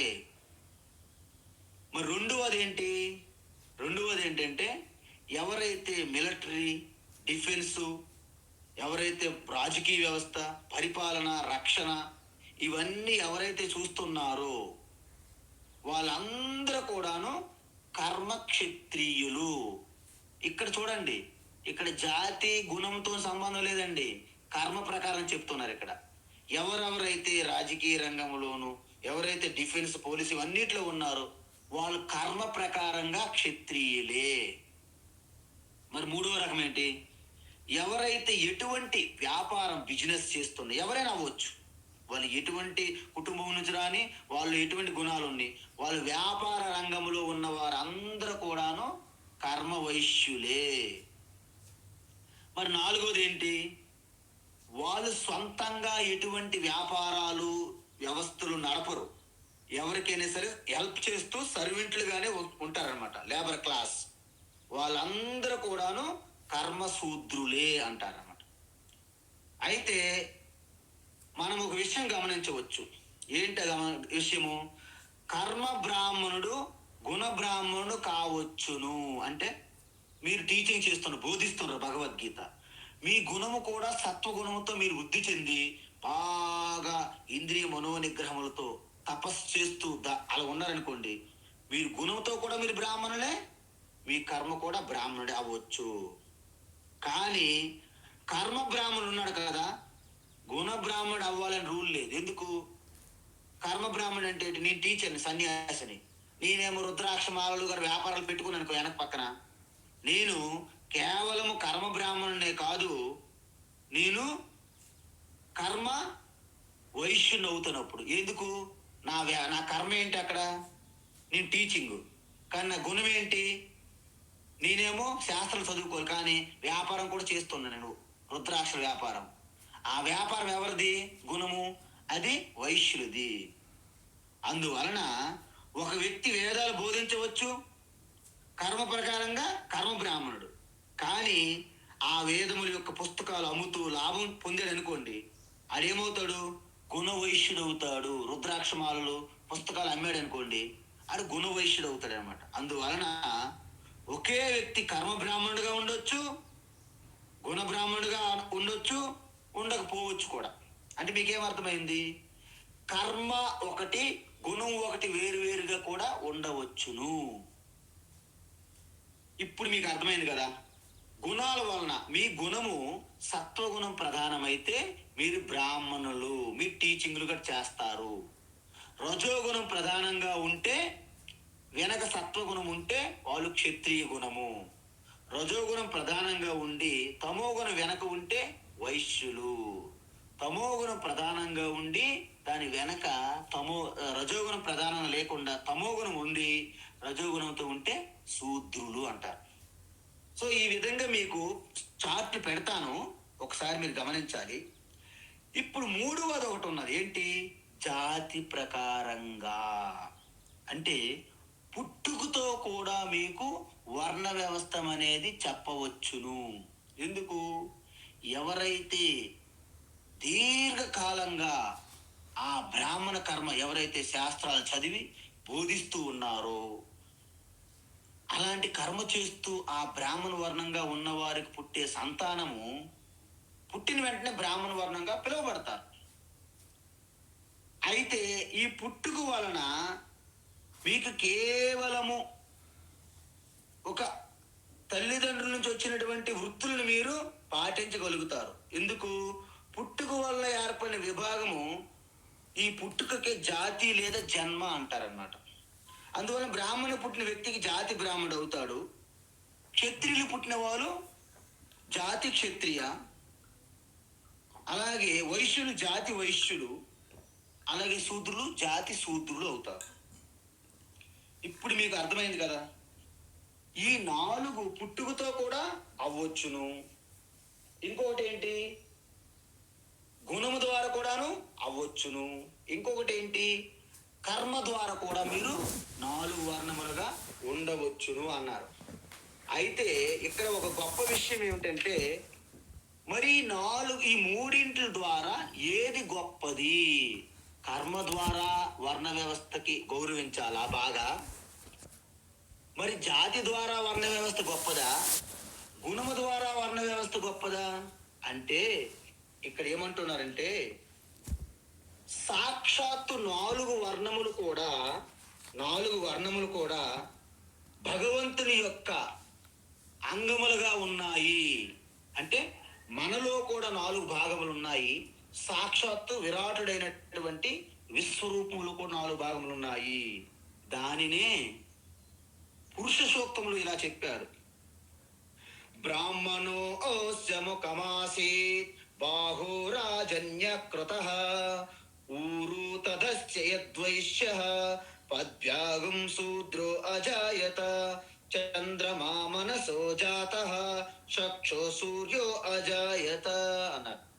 అంటే ఈశ్వరుని యొక్క ఈ ముఖ భాగము అంటే ఏంటి? నోరుతో మాట్లాడుతుందా లేదా? అంటే దానికి బ్రాహ్మణునిగా కల్పన చేశారు. మరి బాహుబలం ఉంటే రక్షించాలి కదా, దానికి క్షత్రియులుగా రూపకల్పన చూశారు. మరి అంతటికి ఆధారం ఇచ్చే తొడల భాగం, ఆ యొక్క ఉరు అంటే తొడల భాగం నుండి అది క్షత్రియ. మూడింటికి రక్షించే ఆధారంగా సేవ చేసే భాగము పాదములు. ఇప్పుడు మీరు చెప్పండి, మీ యొక్క భుజములు గొప్పవా, పాదములు గొప్పవా? తొడలు గొప్పవా, మీ తల గొప్పదే? అలా ఉంటుందండి? అన్నీ గొప్పవి. ఏది లేకపోయినా మనకి పని కాదు. కాబట్టి జన్మ ద్వారా ఎవరిని కూడాను జన్మశూద్రులు తక్కువ వాళ్ళు, జన్మతః బ్రాహ్మణులు గొప్పవాళ్ళు అంటే అది అపరాధము, అది పాపము అని చెప్పారు శాస్త్రంలో.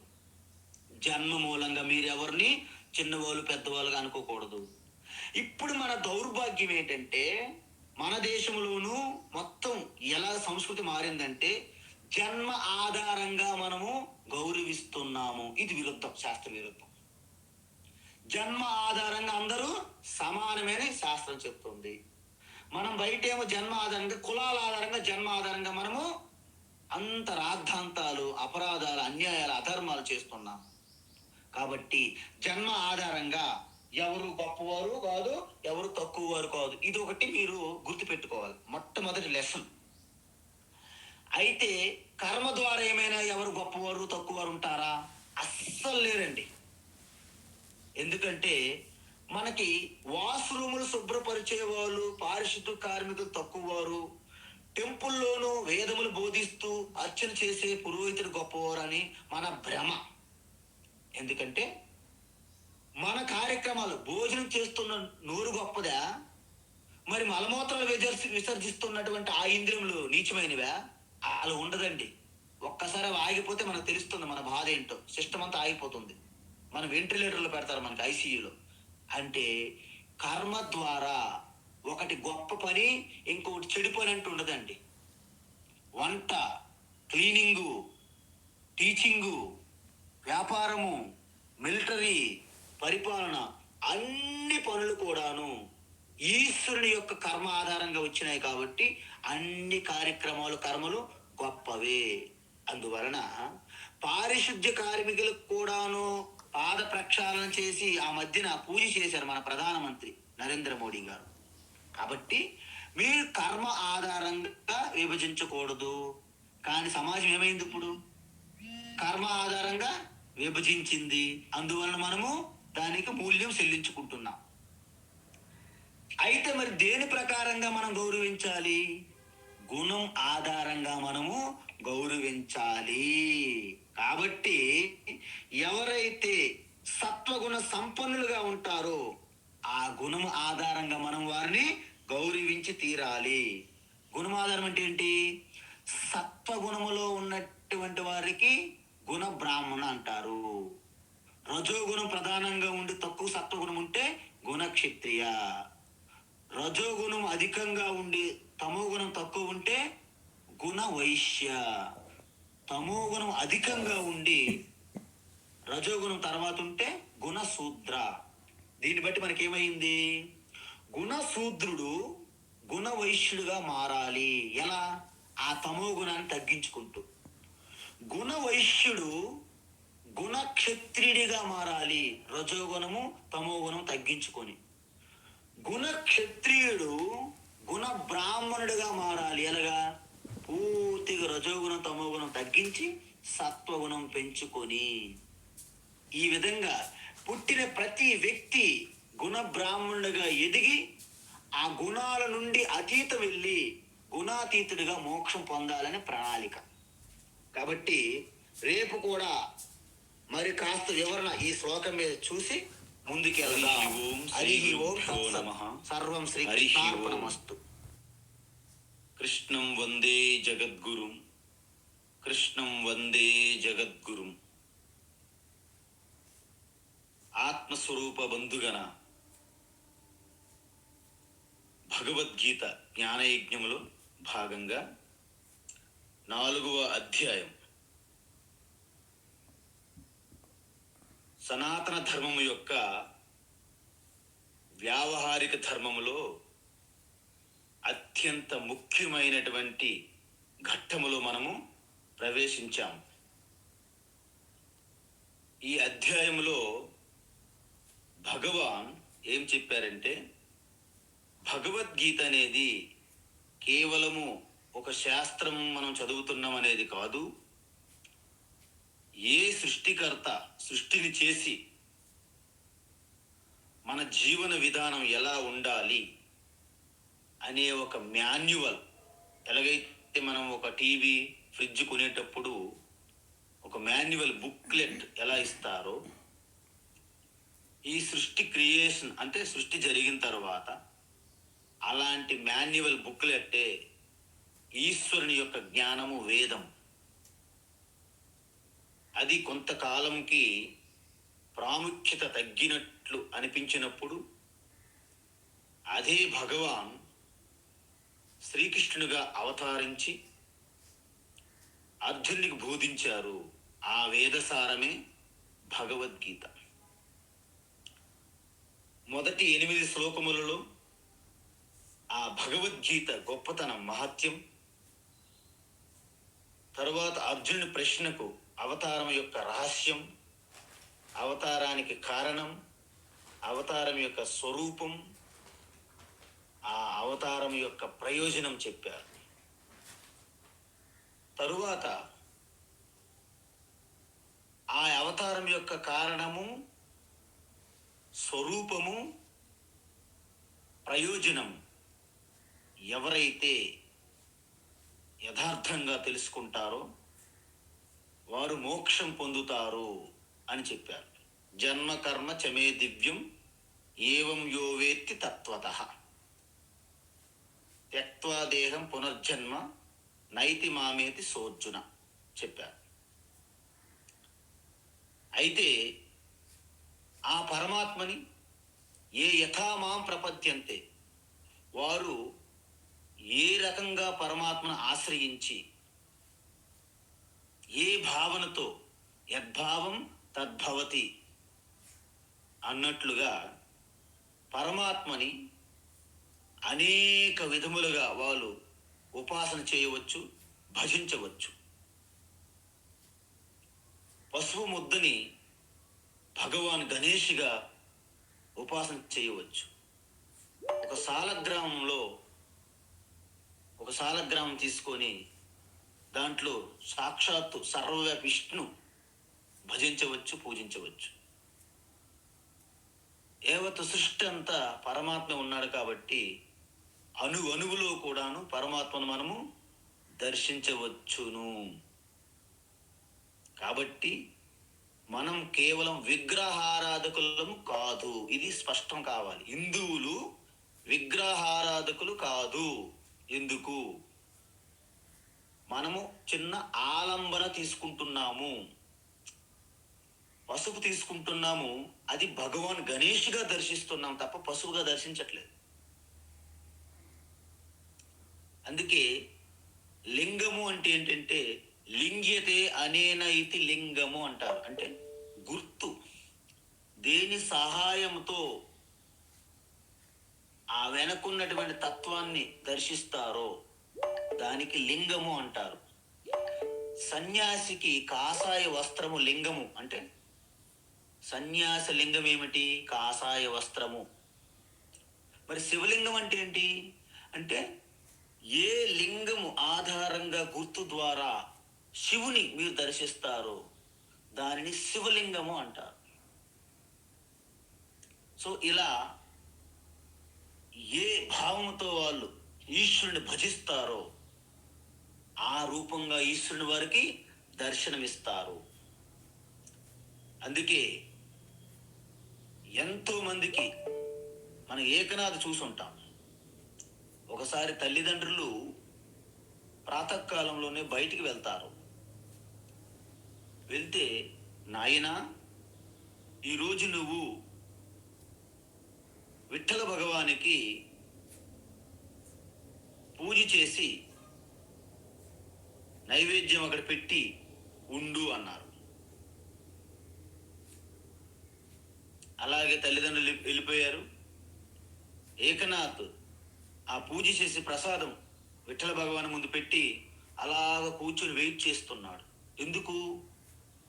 విఠ్ఠల భగవాన్ వచ్చి ఆ ప్రసాదాన్ని తింటారు, తిన్న తర్వాతనే నేను వెళ్ళాలి అని నిర్ణయించుకున్నాడు. ఉదయం 5 అయిపోయింది, 6, 7, 8 టైం అవుతున్నా భగవాన్ వచ్చి ప్రసాదం తినట్లేదు. అప్పుడు ఆ ఏకనాథ్ అత్యంత బాధతో దుఃఖిస్తూ రోధిస్తున్నాడనమాట. నేనేవేళ ఏం తప్పు చేశాను, ఏం అపరాధం తప్పయింది, నేను పెట్టే ప్రసాదం భగవంతుడు ఈశ్వరుడు తినట్లేదు అని బాధపడి ఏడుస్తున్నాడు, బాగా ఏడుస్తున్నాడు అన్నమాట. చివరికి ఆ విగ్రహం ఉండే విఠల భగవాన్ బయటకు వచ్చి ఆ ప్రసాదాన్ని తిన్నారు. అప్పుడు తన యొక్క ఏడుస్తున్నటువంటి కన్నీళ్లను తుడుచుకొని ఆనందంగా ఇంటికి వచ్చాడు ఏకనాథ్. మధ్యాహ్నం కల్లా తల్లిదండ్రులు వచ్చి అడిగారు, ఏది నాయన ప్రసాదం అంటే.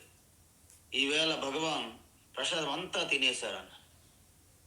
వాళ్ళు నమ్మలేదు. ఎందుకంటే జీవితాంతం వాళ్ళు ప్రసాదం పెడుతున్నారు, నైవేద్యం తిరిగి తీసుకొని తింటున్నారు, అందరు ప్రసాదం పంచుకొని. ఏకనాథ్ చెప్పేసరికి నమ్మలేదు.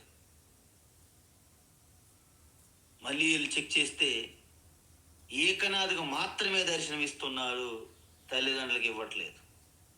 దీన్ని బట్టి మీకు ఏమర్థమైంది? అత్యంత శ్రద్ధాభక్తి తప్పించి ఎలాగైతే రామకృష్ణ 10 రోజులు అయిపోయింది కానీ నాకు కాళీమాత దర్శనం కలగలేదని తనకి చింతాక్రాంతుడై నిద్ర లేక ఆహారం లేక తప్పించే వారికి ఆ ఈశ్వర దర్శనం కలుగుతుంది. అయితే ఏ ఈశ్వర దర్శనం బయట దర్శించారో అది ఆత్మ రూపంలో కూడా దర్శించినప్పుడే, అంటే బయట చూస్తే సగుణంగా ఉన్న ఈశ్వర, కళ్ళు మూసుకుంటే నిర్గుణ ఈశ్వర, అది తెలుసుకున్న వారే పూర్తి సత్యాన్ని తెలుసుకున్నవారు, అదే సంపూర్ణమైనటువంటి మోక్షం అని చెప్పారు. అయితే మరి చాలామంది మందబుద్ధులు, మూఢులు ఈ సత్యాన్ని అంత తొందరగా గ్రహిస్తారా? గ్రహించరు. ఎందుకు? వాళ్ళకి అంతఃకరణ కర్మయోగం చెయ్యలేదు, శుద్ధి అవ్వలేదు, అంతఃకరణ శుద్ధి కాలేదు. ఎందుకు? కర్మయోగం బాగా నిష్ఠతో చేయలేదు. అందువలన వాళ్ళు చిన్న చిన్న కోరికలు తీర్చుకోవడానికి చిన్న చిన్న విభూతులను, శక్తులను ఆరాధిస్తుంటారు. సో వాళ్ళకు వచ్చినటువంటి ఫలితాలు ఏవైతే ఉన్నాయో అవి అనిత్యములని చెప్తున్నారు భగవాన్. అందువలన ఈ వేదము యొక్క రహస్యం ఏమిటంటే, ప్రతి ఒక్కరి కూడా కోరికలు తీర్చుకోండి, కానీ ధర్మ విరుద్ధంగా ఉండకూడదు, ధర్మబద్ధంగా ఉండాలి. మీ కోరికలు తీర్చుకోండి. కోరికలు తీర్చుకోవడానికి కూడా వేదము యొక్క ప్రణాళిక ఉన్నది అని చెప్తుంది. అందుకే అధిక మొత్తంలో కర్మకాండ అంతా కూడా యజ్ఞాలు, యాగాలతో నిండిపోతుంది. అయితే వాటి ఫలితం అనిత్యమని మెల్లగా తెలుసుకుంటారు. తద్వారా అవి విడిచిపెట్టి స్వార్థంతో చేసిన కర్మల నుండి నిస్వార్థమైనటువంటి కర్మల్లోకి వస్తారు కదా అని వేదమాత భావిస్తుంది. వేదం, ఈశ్వరుడు. తరువాత ఆ నిష్కామ కర్మయోగము నుండి జ్ఞానయోగములోకి వచ్చి ఆ శాస్త్రము గురువు ద్వారా తెలుసుకొని శ్రవణము, మననము, నిధిధ్యాసనము చేసి ఆత్మదర్శనం కలుగుతుంది, మోక్షం అని చెప్పింది శాస్త్రం. అయితే దానికోసమే ఈ యొక్క వేదం ఏం చెప్తుంది? మీరు మెటీరియల్గా మీ యొక్క పేరు ప్రఖ్యాతులకు మీకు కావాల్సిన సంపదలన్నీ కూడా మీకు అందుతాయి, తర్వాత మోక్షం కూడా మీరు పొందుతారని చెప్పింది. అయితే మనందరికీ ఒక డౌట్ వస్తుంది. ఒకటేమో కోరికలు తీర్చుకుందామని చెప్తుంది, మరి అదంతా బంధిస్తుంది, ఆధారపడడం. మరి రెండవది ఏంటి? కోరికలు విడిచిపెట్టాలి, నీకు మోక్షం కావాలి. ఈ రెండు విరుద్ధం కదా. మరి కోరికలు తీర్చుకొని అలాగా కోరికలతో కర్మలు చేయడము, కోరికలు తీర్చుకోవడం అది బంధనం కదా. కోరికలు విడిచిపెడితే మోక్షం కదా. ఇది విరుద్ధం కదా అని మనకు అనిపిస్తుంది. అయితే ఉపనిషత్తు ఏమన్నదంటే, దూరమేతే విపరీతే విసూచి అవిద్యాయా చ విద్యేతి జ్ఞాత. ఇవి రెండు విరుద్ధ మార్గాలే, నాకు ముందే తెలుసు అంటున్నాడు భగవాన్ శ్రీకృష్ణ. కానీ ఒక్క జీవన విధానాన్ని మీరు ప్రారంభిస్తే వాటిపైన మెల్లగా విరక్తి కలిగి రెండో మార్గంలోకి మీరు ఖచ్చితంగా వస్తారు అని చెప్తున్నాడు అన్నమాట. ఒక వ్యక్తి సిగరెట్ కాలుస్తూ కాలుస్తూ రోజుకి 5, 6, 7, 10 అలాగా చైన్ స్మోకర్ అంటారనమాట. అంటే ఆయన వదిలే ఒక ఆ స్మోక్ రింగులు బొంగరాలా తిరుగుతుంది అనమాట, చైన్ లాగా. అలాంటి చైన్ స్మోకర్ ఏ మ్యాగజైన్ చూసినా, ఏ పుస్తకం చదువుతున్నా స్మోకింగ్ అనేది చాలా డేంజరస్, నీ లంగ్స్ పాడైపోతాయి, నీ ఆరోగ్యం చిదిలిమైపోతుంది అని చెప్తూనే ప్రతి బుక్కులు చదువుతుంటే. కానీ ఆయనకి ఆ సిగరెట్ పొగ తాగడం అనేది పూర్తిగా దానిలో మునిగిపోయాడు అన్నమాట. అయితే లాస్ట్కి చదివి చదివి చదివి మానేశాను అన్నాడు ఒకసారి. ఏంటి మానేసావు సుబ్బారావు అన్నారు. అంటే ఆ పుస్తకాలు అలాంటి మ్యాగజైన్స్ చదవడం మానేశాను పూర్తిగా అన్నాడు. సిగరెట్లు తాగడం మానలేదు, అలాంటి పుస్తకాలు చదవడం చూడడం మానేశాడు. ఎందుకంటే ఆయనకి వాటిలో రుచి లేదు, ఎందుకంటే ఆ సిగరెట్ దాంట్లోనే లయమైపోయాడు బాగా. అలాంటి కోరిక బలంగా కోరిక ఉన్నవారికి వేదము నువ్వు రా, నీకు ఉపనిషత్తు బ్రహ్మ విద్య గీత చెప్తానంటే వారు సిద్ధంగా ఉండరు. కాబట్టి వాళ్ళకి ఏం చేయాలంటే, అమ్మ చిన్నపిల్లలకి ఎలాగైతే ఆ మందు ముందు ఏదో తీపి బెల్లము ఏదో ఆ పై పొర పెట్టి మందు ఎలాగైతే తినిపిస్తుందో ఆ విధంగా పైన చిన్న చిన్న షుగర్ కోటింగ్ చెయ్యాలి మన వాళ్ళకి. అలా చేస్తే రా, నీ కోరికలు కూడా తీరుతాయి అని చెప్పాలి. ఓహో, కోరికలు కూడా తీరుతాయా? అప్పుడు మెల్లగా లోపలికి వస్తారు మీలోకి. అందువలన వేదం ఎప్పుడు కూడాను ఈ ప్రాపంచిక విషయాలకు విరుద్ధం కాదు.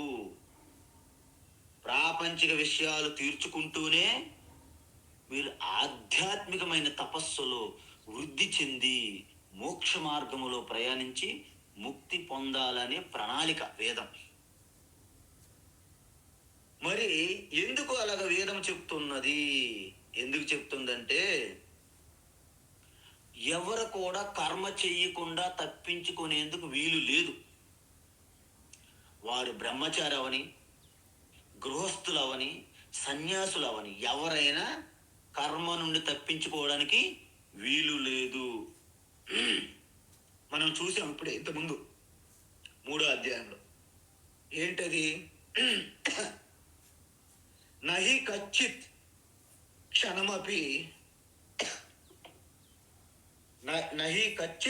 క్షణమపి జాతు తిష్టత్య కర్మకృత్. ఒక క్షణం కూడా మనము కర్మ చేయకుండా జీవించలేము. ఎందుకు? ఈ శరీరం అనేది ప్రకృతి నుండి వచ్చింది. ప్రకృతి అంటే 3 గుణములు, అవి నిరంతరము కదులుతూనే మారుతూనే ఉంటాయి. కాబట్టి పూర్తిగా కర్మ నుండి ఎవరు తప్పించుకోలేరు. అందువలన వేదం ఏముంటుందంటే, నువ్వు మెల్లమెల్లగా కర్మలు చేస్తూ క్రమంగా ఆధ్యాత్మికమైనటువంటి అంతర ప్రయాణం చెయ్యాలి అని చెప్పి ఒక ప్రాజెక్ట్ ఇచ్చింది మనకి. ఏంటి? వర్ణాశ్రమ ధర్మం. అయితే ఈ వర్ణాశ్రమ ధర్మం అంటే ఏమిటి? పూర్తిగా మొదట కర్మయోగంగా చెయ్యాలి. కర్మయోగంలో చెప్పినటువంటి పంచమహాయజ్ఞాలన్నీ మీరు పాటించాలి. ఎందుకు? మీరు గృహస్థగా ఉన్న, సన్యాసిగా ఉన్న కర్మ తప్పదు. అదేవిధంగా బ్రాహ్మణ వర్ణమైన, క్షత్రియ వర్ణమైన, వైశ్య శూద్ర ఏ వర్ణమైన కర్మ తప్పదు. అందువలన గృహస్థాశ్రమం వదిలేసి సన్యాసం స్వీకరిస్తానని కొంతమంది భ్రమిస్తారు. వాళ్ళకి ఇంటి పనులు ఉండవు, ఆశ్రమంలో ఉన్నటువంటి క్లీనింగ్ పనులన్నీ ఉంటాయి అక్కడ. కాబట్టి ఆశ్రమంలో మీరు ఇంకా నాకు ఇంకేం పని ఉండదని భ్రమపడొద్దు, అక్కడ కూడా ఇవే పనులు చేస్తారు. కాకుంటే కర్మయోగము సేవ అని పేరుతో చేస్తారు అక్కడ. అయితే మరి కర్మకి ముగింపు ఎప్పుడు? మీ శరీరం మరణించినప్పుడు వరకు ఈ కర్మ వదలదు అని తెలుసుకోవాలి మనం. అయితే మరణిస్తే కర్మ వదిలిపోతుందా? మీకు వదిలిపోతుంది, చుట్టూ ఉన్న వాళ్ళు పని తగులుతుంది బాగా. ఎందుకంటే దహన సంస్కారాలు చేయాలి కదా మనకి. సో ఈ విధంగా ఈ సృష్టి అంతా చిన్న చిన్న అణువుని గమనించండి మీరు. అంటే చిన్న ఇసుక రేణువు నుండి సూర్యుడి వరకు నిరంతరం వాటి వాటి స్థాయిల్లో కదులుతూనే ఉంటాయి, వాటి కక్షల్లో. ఎవ్వరు కూడాను కర్మ నుండి అతిక్రమించరు. అయితే మీ అందరూ ఒకటి గమనించాలి. ఈవెన్ మామిడి చెట్టు మామిడి పండ్లు ఇస్తుంది కదా, ఆ పండు మనం తింటాము, ఆ లోపల ఉన్నటువంటి గుజ్జు టెంక బయట విడిచిపెడతాం. అంటే ఆ మామిడి పండు గుజ్జు లాంటి దాని ద్వారా సమాజం కోసం సేవ చేస్తూ తన కళ్యాణం అయినటువంటి ఆ విత్తనం ద్వారా తన సంతతి కూడా పెరుగుతూ చూశారు. అంటే ఈ సమాజంలో ప్రతి ఒక్కటి కూడా ఆ ఈశ్వరుని యొక్క నియమాలను పాటిస్తూనే ఉంది, ఒక్క మనుషులు తప్ప. అందువలన కృష్ణ పరమాత్మ ఏమంటున్నాడంటే, కర్మనా బధ్యతే జంతు, సకల ప్రాణులు మనుషులు కర్మల ద్వారా బంధించబడి ఉన్నది. అది రూలు. ఎందుకంటే దాని నుండి తప్పించుకోవాలంటే జ్ఞానం ఒక్కటే మీకు ఆ మెడిసిన్ మందు. మరి ఆ జ్ఞానం ఎలా పొందాలి? జ్ఞానం వల్ల కర్మకి కర్మఫలానికి ఎలా విడిపిస్తుంది మనల్ని అనేదే ఈ అధ్యాయం యొక్క ఉద్దేశం. జ్ఞానం ఎంత గొప్పదంటే అది అద్భుతమైనటువంటి అస్త్రం, అంటే ఒక బ్రహ్మాస్త్రం లాంటిది అన్నమాట.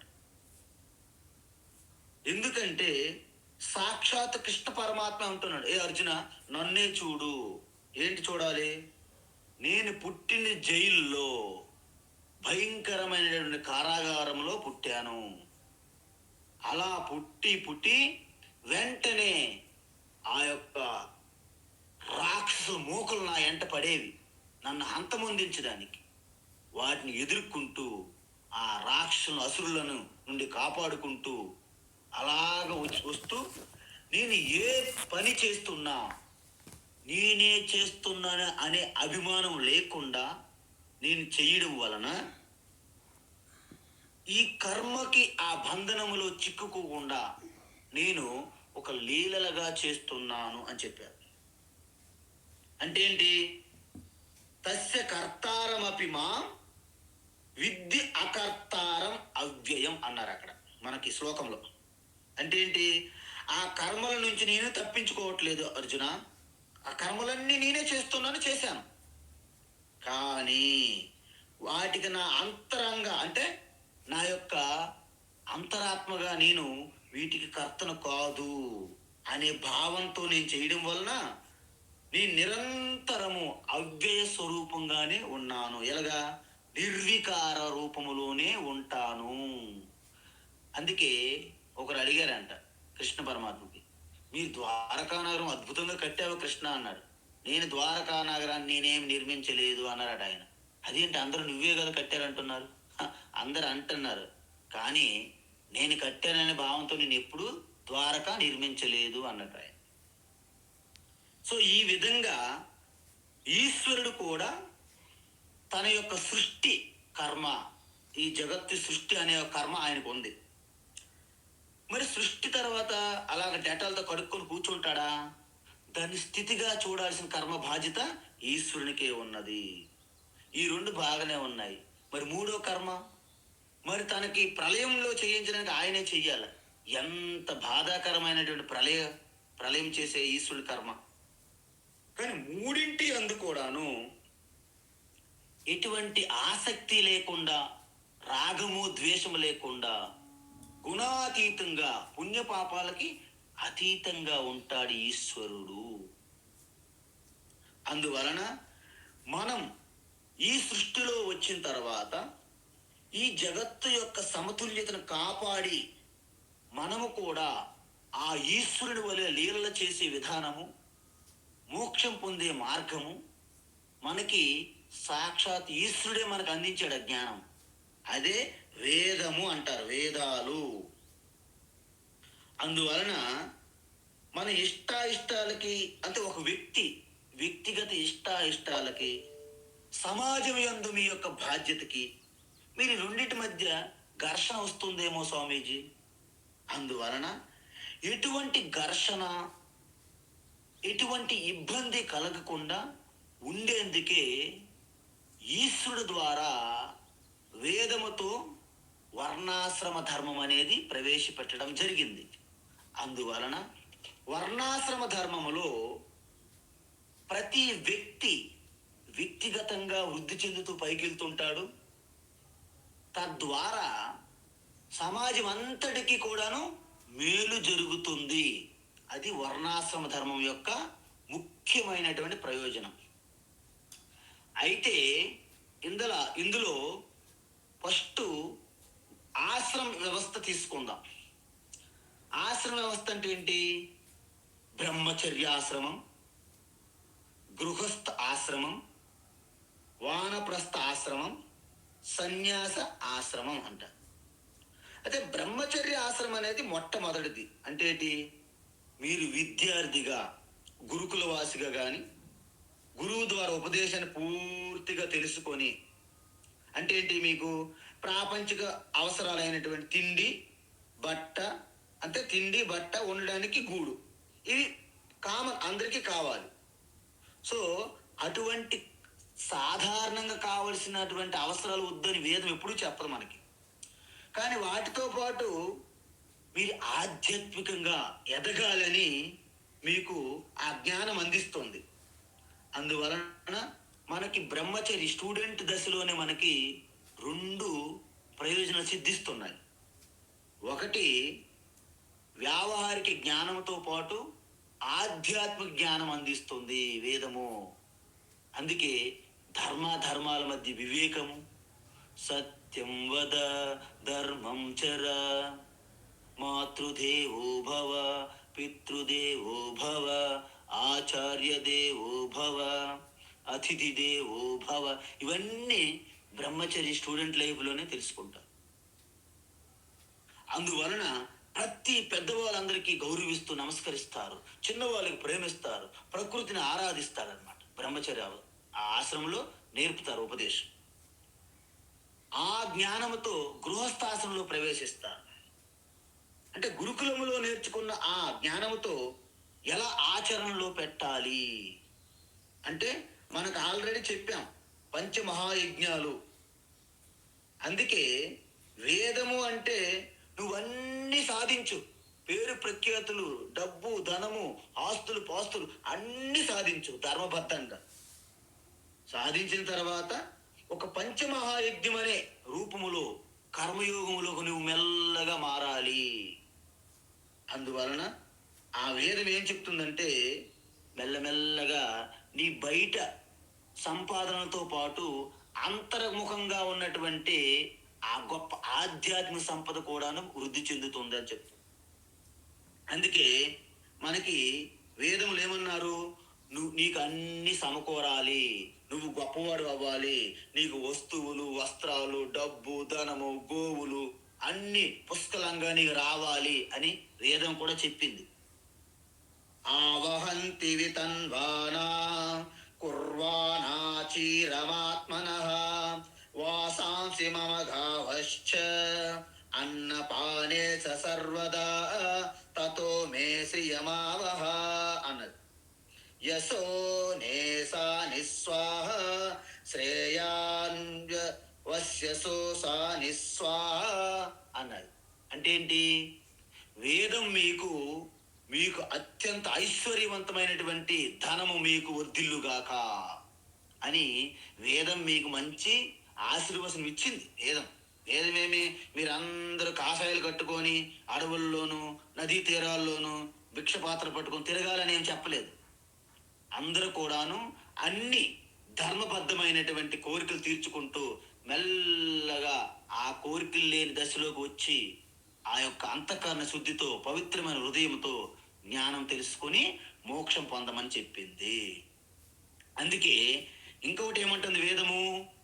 మీ యొక్క రోజు ఆరంభము ఈశ్వరుని స్మరణతో జరగాలి.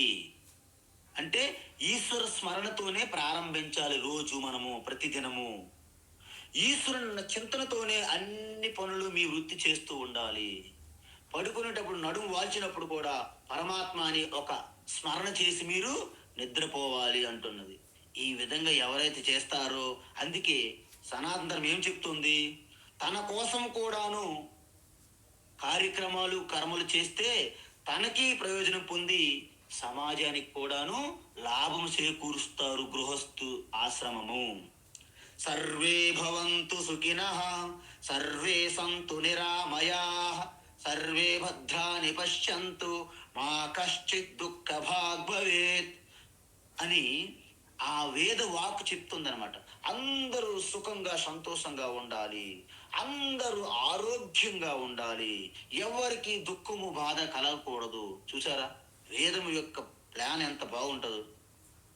అందువలన గృహస్థులుగా ఉంటూ ఈశ్వరునికి ఆరాధించడము, పూజలు చేయడం ద్వారా దేవయజ్ఞము, మన తర్పణాలు శ్రాద్ధము చేయడం వలన పితృదేవతలకి తృప్తి చేయడము, అలాగే రోజు ఈ వేదం సంబంధించినటువంటి భగవద్గీత లాంటివి ఉపనిషత్తులు అధ్యయనం చేయడం వలన బ్రహ్మయజ్ఞము,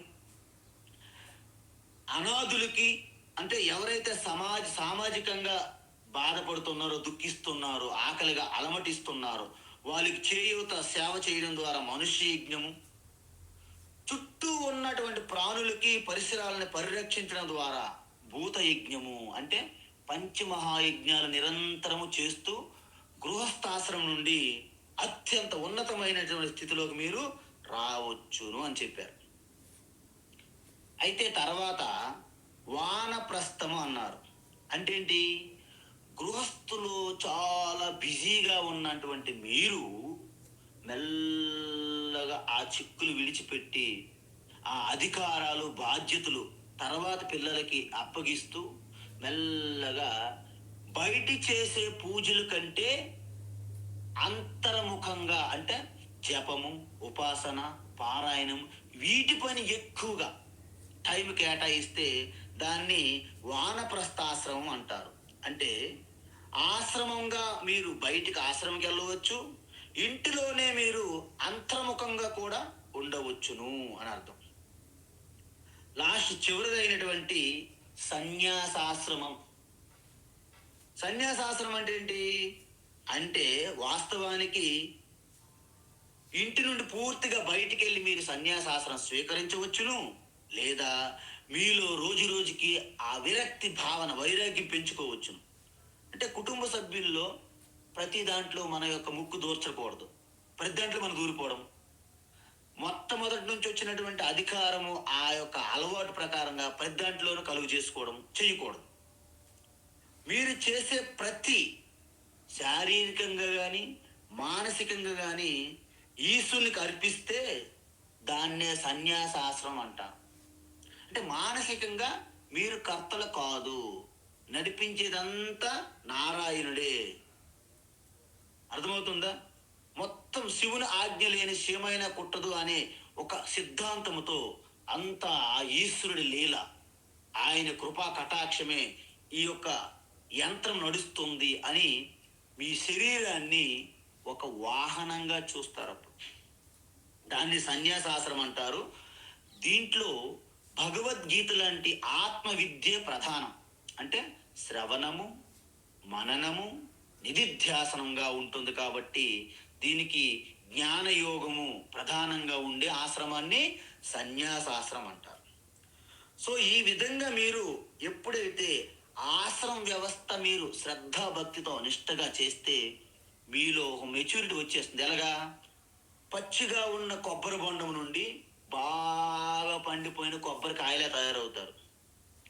అప్పుడే ఉన్నటువంటి పాలు నుండి నెయ్యిగా మారుతారు మీలో పరివర్తన.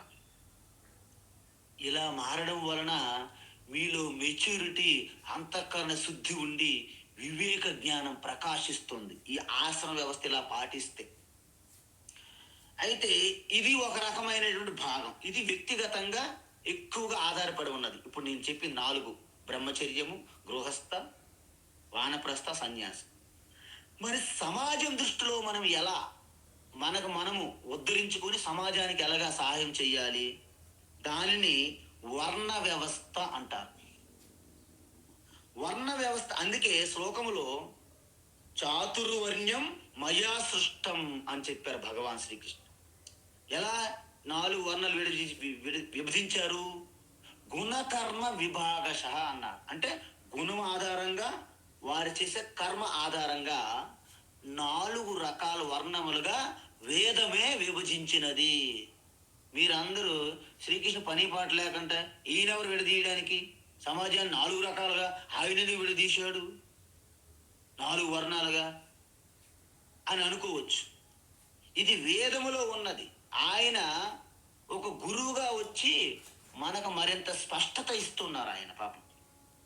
అయితే ఈ 4 వర్ణములు ఏమిటి? బ్రాహ్మణ వర్ణము, క్షత్రియ వర్ణము, వైశ్య వర్ణము, శూద్ర వర్ణము.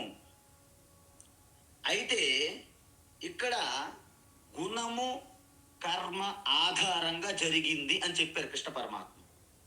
మన 3వది ఒకటి ఇక్కడ ప్రస్తావించలేదు, అది కూడా మనము కలుపుకోవాలి. ఏంటది? జాతి ఆధారంగా, అంటే జన్మ ఆధారంగా కూడా. అంటే ఇప్పుడు ఎన్నైనాయి? 3. జన్మ ఆధారంగా, కర్మ ఆధారంగా, గుణము ఆధారంగా 4 వర్ణములుగా మొత్తం మానవాళండి. భారతదేశము హిందువులు కాదండి, ఇది మొత్తం సమస్త మానవాళి 4 వర్ణములుగా విభజించబడినది. అక్కడ పేర్లు మారిపోతాయి. Higher class, lower class, middle class, HIG, MiG, LIG, ఈ పేర్లు ఉంటాయి ఎక్కడైనా సరే. Officers colony, engineer colony, labours colony, ఇవన్నీ ఉంటాయండి. కానీ పేర్లు మారినంత మాత్రమన మీరు తోయమన్నా, నీరన్నా, జలమన్నా, వాటర్ అన్నా, పానీ అన్నా, అన్ని మీరు ఏ పేర్లు పిలిచినా నీరే. అదేవిధంగా వర్ణ వ్యవస్థ యావత్ మానవాళికి సంబంధించినది అనమాట ఈ విభజన. అయితే ముందుగా మనము గుణం ఆధారంగా వర్ణ వ్యవస్థ ఎలా విభజించబడినది, అందుకోసమే నిన్న మీకు ఒక చిన్న చార్ట్ పెట్టాను మన గ్రూపులో. అది నేను ఇప్పుడు చెప్తే మీకు స్పష్టత వస్తుందని నా భావన. అయితే స్వభావాన్ని బట్టి మనిషిని 3 రకాలుగా ఉంటారు. ఎందుకు? ఆ ప్రకృతిలో ఉన్నటువంటి మాయ త్రిగుణాత్మకం. అంటే సత్వగుణము, రజోగుణము, తమోగుణము, ఈ 3 గుణాలు ఉంటాయి. ఈ 3 గుణాలు బట్టి ఏది ప్రధానంగా ఉన్నది, ఏది తక్కువగా ఉన్నది, వీటి ఆధారంగానే మనిషి యొక్క ప్రభావము బయటికి తెలుస్తుంది. అంటే ఆయన యొక్క గుణాలు బట్టి ఆయన ప్రవృత్తి బయటికి తెలుస్తున్నది. మరి ఈ గుణాల పైన మీకు పూర్తిగా వివరణ 14వ అధ్యాయం కేటాయించారు భగవాన్ శ్రీకృష్ణ. గుణత్రయ విభాగం అని 14వ అధ్యాయం అంతా ఈ 3 గుణాలతోనే ఉంది. 3 గుణాల ద్వారా ఎలా ఉంటారు, ఈ 3 గుణాల నుండి ఏమి నేర్చుకోవాలి, ఈ 3 గుణాల నుండి అతీతంగా వెళ్ళిన వారికే మోక్షం అని చెప్పారు. గుణాతీతుడు అంటారు అక్కడ. అయితే ప్రస్తుతానికి ఇక్కడ మనం కావాల్సింది ఏంటంటే, ఎవరైతే సత్వగుణం ఉంటుందో వాళ్ళు బుద్ధి చాలా కుశలత్వంగా ఉంటారు, వివేకంగా ఉంటారు. వారిలో ఉన్నటువంటి జ్ఞానం తెలుసుకోవాలని ఆ తపన కలుగుతుంది. స్పష్టమైనటువంటి ఒక చురుకుగా ఉండి ఆ యొక్క జ్ఞానం ప్రకాశించే విధంగా ఉంటారు. వాళ్ళలో సత్వగుణం అధికంగా ఉన్నది అని అర్థం. ఇంకొందరు హుషారుగా అయితే ఉంటారు, ఏదో ఒకటి చేస్తూనే ఉంటారు, కింద మీద పడుతూ అవి తీయడము, ఇది పెట్టడము, అక్కడ తీయడము అని, అంటే పని చేస్తూ హుషారుగా కనిపిస్తుంటారు అన్నమాట. దాన్ని రజోగుణ తత్వము అంటారు. ఇంకొకరు ఏంటంటే ఒక్క క్షణం కూడాను ఖాళీగా ఉండకుండా స్వార్థంగా ఏదైనా సంపాదిద్దాం సంపాదిద్దాం సంపాదిద్దాం అనే ఒక భావంతో ఉంటారు. దాన్ని రజోగుణం ఉండి తమో గుణం ఉన్నది కాబట్టి స్వార్థము, అది వేరే రకం. లాస్ట్ రకం ఏంటంటే ఎక్కడ కూర్చుని గొంగ అక్కడే అన్నట్టు వారు ఎక్కడ కూడా చెలించరు, కదలరు, బద్ధకస్తులుగా నిద్రతో ఆవులింతలతో ఉంటారు ఎక్కడికక్కడ. అది మరికంత ప్రమాదమైనటువంటి తమోగుణ ప్రభావం అన్నమాట.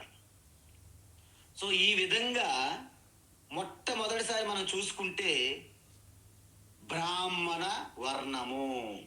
ఇప్పుడు ఎందుకు చెప్పానంటే ఈ శ్లోకములో మనం చెప్పబోయే విషయము మీరు బయట ఎక్కడ ఇంత క్లారిటీ మీకు రాదు. అది ఒక శ్రీకృష్ణ భగవాన్ ఈ 13వ శ్లోకంలో చెప్పి ఉన్నారు. కాబట్టి ఇది మీకు ఎంత టైం తీసుకున్నా పర్వాలేదు, కానీ మీకు పూర్తిగా స్పష్టత ఇవ్వాలని నా ఉద్దేశం. అయితే మొదటి రకంలో సత్వగుణం ప్రధానంగా ఉంటుంది, దానికంటే తక్కువ స్థాయిలో రజోగుణం ఉంటుంది, దానికంటే తక్కువ స్థాయిలో తమోగుణం ఉంటుంది. మీకు చార్ట్లో చెప్పాను. బ్రాహ్మణ వర్ణం అంటే ఏంటి? ఎక్కువ మోతాదులో సత్వగుణం ఉంటుంది, దానికంటే తక్కువ రజోగుణము, దానికంటే తక్కువ తమోగుణము. అయితే దాని యొక్క లక్షణం ఏమిటి? అటువంటి వ్యక్తిని గుణ బ్రాహ్మణ వర్ణము అంటారు. గుణంగా బ్రాహ్మణ వర్ణము విభజించబడినది. అంటే ఏంటి? చాలా హుషారుగా ఉండి, అంటే మామూలుగా అంటే జ్ఞానం తెలుసుకోవాలని ఒక అలర్ట్గా ఉంటాడు. ఆయనలో ఎటువంటి గుణాలు ఉంటాయంటే మళ్ళీ 18 అధ్యాయాలు చెప్పారు. ఏంటి ఆ గుణాలు? శమోదమస్తపశౌచం శాంతిరార్జవమేవ చ జ్ఞానం విజ్ఞానమాస్తిక్యం బ్రహ్మ, అంటే బ్రాహ్మణ అంట. అంటే వాళ్ళు ఏముంటాయి? శమ అంటే ఇంద్రియ నిగ్రహము, మనో నిగ్రహం కలిగి అత్యంత శుభ్రత పాటిస్తూ ఉన్నది ఉన్నట్టుగా యథాతథంగా ఉంటారు, ఆర్జవంగా రుజువుగా ఉంటారు. జ్ఞానము విజ్ఞానము, ఇవి చదవడము బోధించడము, వీటి మీదే దృష్టి ఉంటుంది అనమాట. సో వారికి సత్వగుణము అధికంగా ఉన్నది, రజోగుణము కొంచెం తక్కువ, తమో గుణము ఇంకా తక్కువ. కాబట్టి వారిని ఏమంటారు? గుణ బ్రాహ్మణులు అంటారు. ఏమంటారు? గుణ బ్రాహ్మణులు. మరి రెండో రకం అయితే వాళ్ళకేంటి?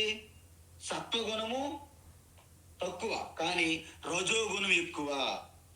రజోగుణం ఎక్కువ, దానికంటే కొంచెం తక్కువ సత్వగుణము, మరి చాలా తక్కువ తమో గుణము. అందువలన రజోగుణం ఎక్కువగా ఉండడం వలన చాలా ఎక్కువగా యాక్టివ్గా ఉంటారు సమాజంలో పనిచేస్తూ. అందువలన వాళ్ళు హుషారుగా ఉండి బహిర్ముఖంగా ఎక్కువ ఉంటాడు. సత్వగుణం ఎక్కువ ఉన్న వాళ్ళకి అంతర్ముఖంగా ఉంటారు. బహిర్ముఖంగా ఉండాలంటే రజోగుణం తోడు కావాలి. ఈ రజోగుణం ఎక్కువ ఉండడం వలన కర్మలు ఎక్కువ చేస్తారు, కానీ నిస్వార్థంగా చేస్తారు.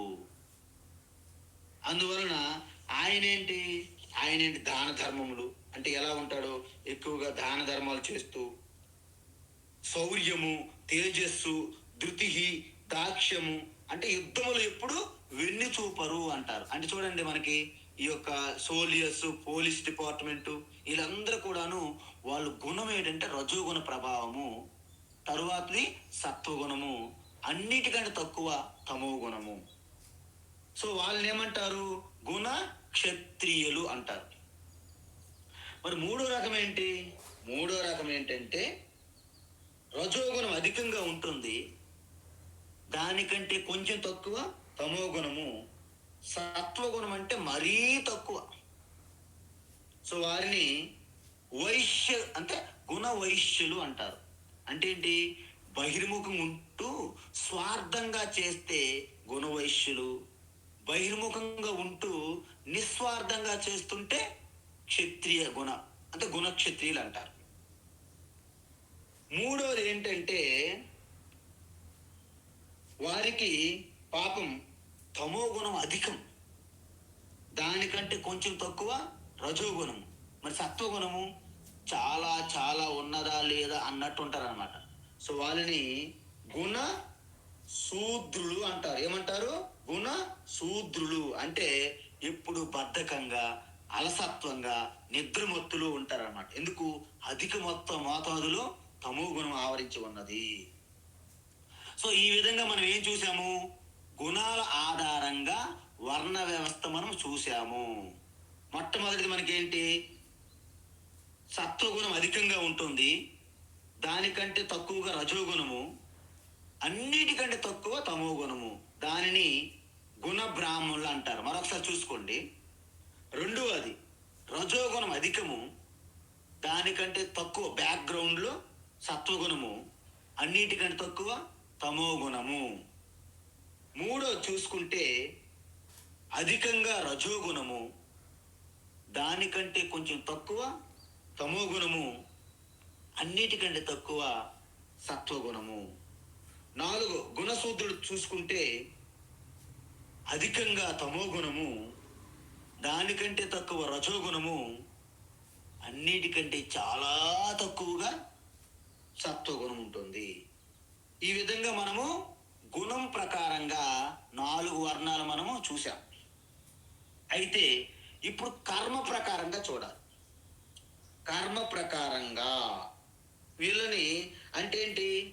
ఎవరైతే అంటే మామూలుగా పరావిద్య కానీ అపర విద్య కానీ, లౌకిక విద్య కానీ, వేదాంత ఆధ్యాత్మిక శాస్త్రాలు కానీ ఎవరైనా సరే చదివి ఎవరైతే బోధిస్తారో వాళ్ళందరూ కూడాను కర్మ బ్రాహ్మణులే. ప్రపంచం మొత్తం యూనివర్సిటీలో కానీ, స్కూల్స్ కానీ, ఎక్కడ ఎవరికి ఎవరు బోధించినా అంటే టీచర్లందరూ, మెడికల్ కాలేజ్ ప్రొఫెసర్ లెక్చర్లు అందరూ, ఇంజనీరింగ్ కాలేజీలో ఉన్న వాళ్ళు టీచర్స్ అందరూ, సర్వం టీచింగ్ స్టాఫ్ అంతా కూడా కర్మ బ్రాహ్మణులే.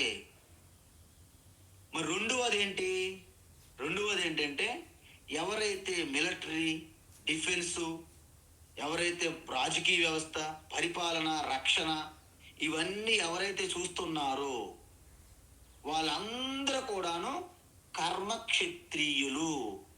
ఇక్కడ చూడండి, ఇక్కడ జాతి గుణంతో సంబంధం లేదండి, కర్మ ప్రకారం చెప్తున్నారు. ఇక్కడ ఎవరెవరైతే రాజకీయ రంగంలోను, ఎవరైతే డిఫెన్స్, పోలీసు ఇవన్నిట్లో ఉన్నారో వాళ్ళు కర్మ ప్రకారంగా క్షత్రియులే. మరి మూడవ రకం ఏంటి? ఎవరైతే ఎటువంటి వ్యాపారం, బిజినెస్ చేస్తున్నా, ఎవరైనా అవ్వచ్చు, వాళ్ళు ఎటువంటి కుటుంబం నుంచి రాని, వాళ్ళు ఎటువంటి గుణాలు ఉండి, వాళ్ళు వ్యాపార రంగంలో ఉన్న వారందరూ కూడాను కర్మ వైశ్యులే. మరి నాలుగోది ఏంటి? వాళ్ళు సొంతంగా ఎటువంటి వ్యాపారాలు, వ్యవస్థలు నడపరు, ఎవరికైనా సరే హెల్ప్ చేస్తూ సర్వెంట్లుగానే ఉంటారనమాట, లేబర్ క్లాస్. వాళ్ళందరూ కూడాను కర్మశూద్రులే అంటారన్నమాట. అయితే మనం ఒక విషయం గమనించవచ్చు. ఏంటి విషయము? కర్మ బ్రాహ్మణుడు గుణ బ్రాహ్మణుడు కావచ్చును. అంటే మీరు టీచింగ్ చేస్తున్నారు, బోధిస్తున్నారు భగవద్గీత, మీ గుణము కూడా సత్వగుణముతో మీరు వృద్ధి చెంది బాగా ఇంద్రియ మనోనిగ్రహములతో తపస్సు చేస్తూ అలా ఉన్నారనుకోండి, మీరు గుణంతో కూడా మీరు బ్రాహ్మణులే, మీ కర్మ కూడా బ్రాహ్మణుడే అవ్వచ్చు. కానీ కర్మ బ్రాహ్మణుడు ఉన్నాడు కదా, గుణ బ్రాహ్మణుడు అవ్వాలని రూల్ లేదు. ఎందుకు?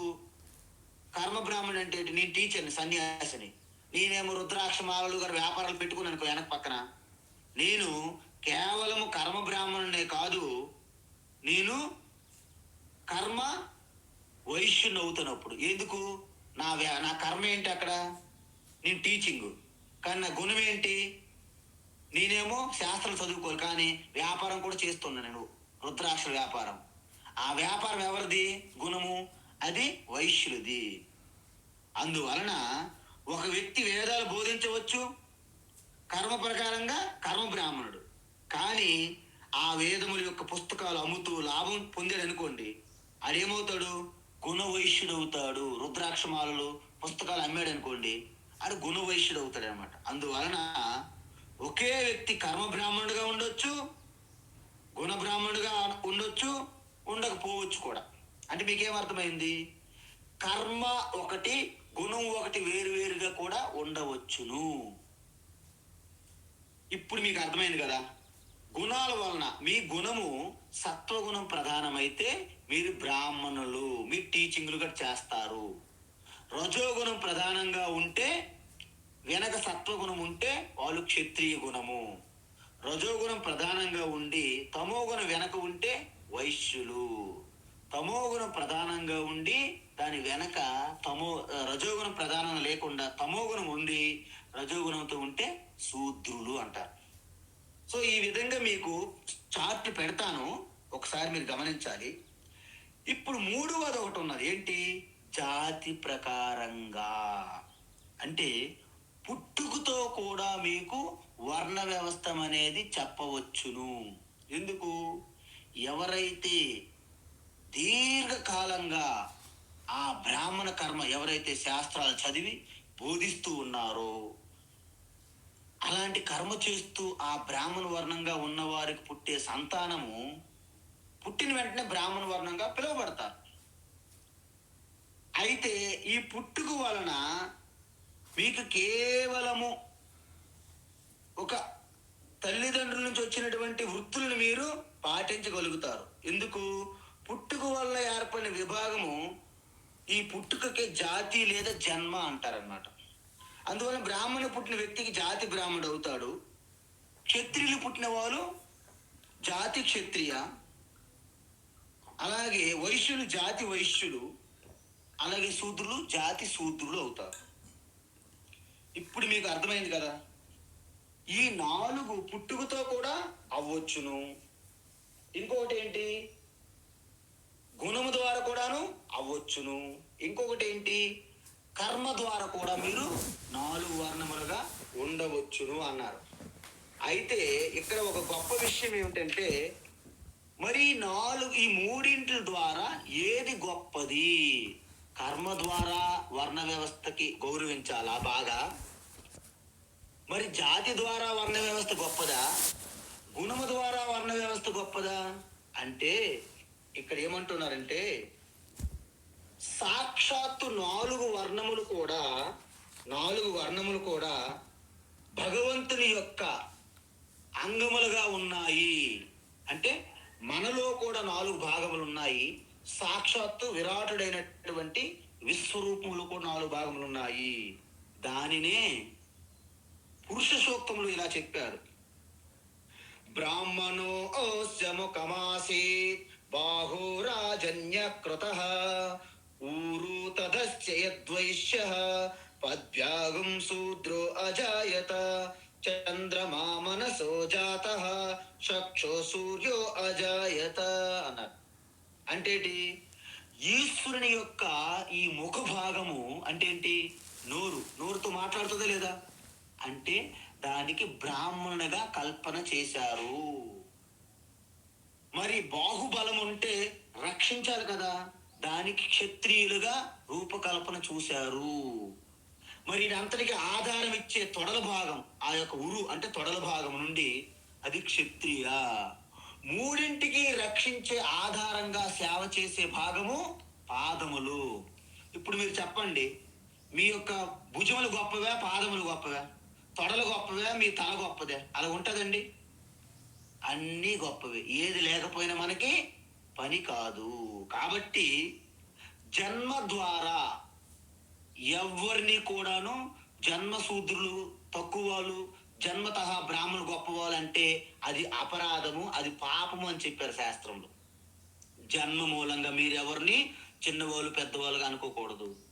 ఇప్పుడు మన దౌర్భాగ్యం ఏంటంటే, మన దేశంలోనూ మొత్తం ఎలా సంస్కృతి మారిందంటే జన్మ ఆధారంగా మనము గౌరవిస్తున్నాము. ఇది విరుద్ధం, శాస్త్ర విరుద్ధం. జన్మ ఆధారంగా అందరూ సమానమైన శాస్త్రం చెప్తుంది. మనం బయటేమో జన్మ ఆధారంగా, కులాల ఆధారంగా, జన్మ ఆధారంగా మనము అంత రాద్ధాంతాలు, అపరాధాలు, అన్యాయాలు, అధర్మాలు చేస్తున్నాం. కాబట్టి జన్మ ఆధారంగా ఎవరు గొప్పవారు కాదు, ఎవరు తక్కువ వారు కాదు. ఇది ఒకటి మీరు గుర్తుపెట్టుకోవాలి, మొట్టమొదటి లెసన్. అయితే కర్మ ద్వారా ఏమైనా ఎవరు గొప్పవారు తక్కువవారు ఉంటారా? అస్సలు లేరండి.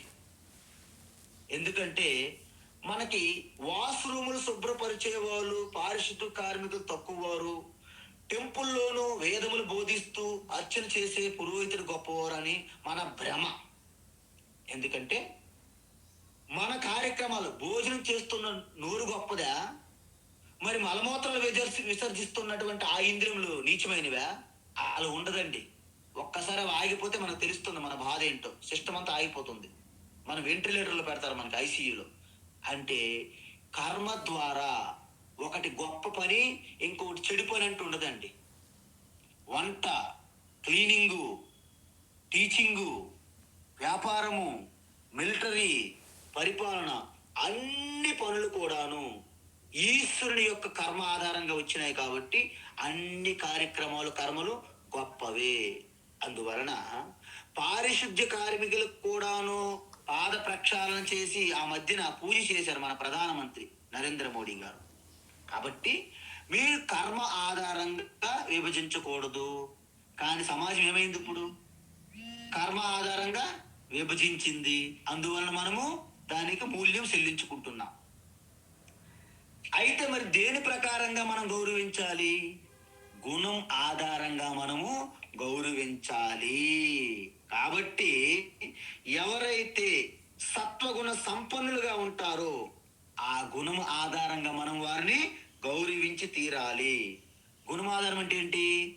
సత్వగుణములో ఉన్నటువంటి వారికి గుణ బ్రాహ్మణ అంటారు. రజోగుణం ప్రధానంగా ఉండి తక్కువ సత్వగుణం ఉంటే గుణ క్షత్రియ. రజోగుణం అధికంగా ఉండి తమోగుణం తక్కువ ఉంటే గుణ వైశ్య.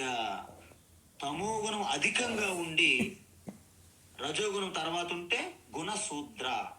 దీన్ని బట్టి మనకేమైంది? గుణశూద్రుడు గుణ వైశ్యుడుగా మారాలి. ఎలా? ఆ తమో గుణాన్ని తగ్గించుకుంటూ. గుణ వైశ్యుడు గుణ క్షత్రియుడిగా మారాలి. రజోగుణము తమోగుణం తగ్గించుకొని. గుణ క్షత్రియుడు గుణ బ్రాహ్మణుడిగా మారాలి. ఎలాగా? పూర్తిగా రజోగుణం తమోగుణం తగ్గించి సత్వగుణం పెంచుకొని. ఈ విధంగా పుట్టిన ప్రతి వ్యక్తి గుణ బ్రాహ్మణుడిగా ఎదిగి ఆ గుణాల నుండి అతీతం వెళ్ళి గుణాతీతుడిగా మోక్షం పొందాలని ప్రణాళిక. కాబట్టి రేపు కూడా మరి కాస్త వివరణ ఈ శ్లోకం మీద చూసి ముందుకెళదాం. హరి ఓం తత్సత్. సర్వం శ్రీకృష్ణార్పణమస్తు.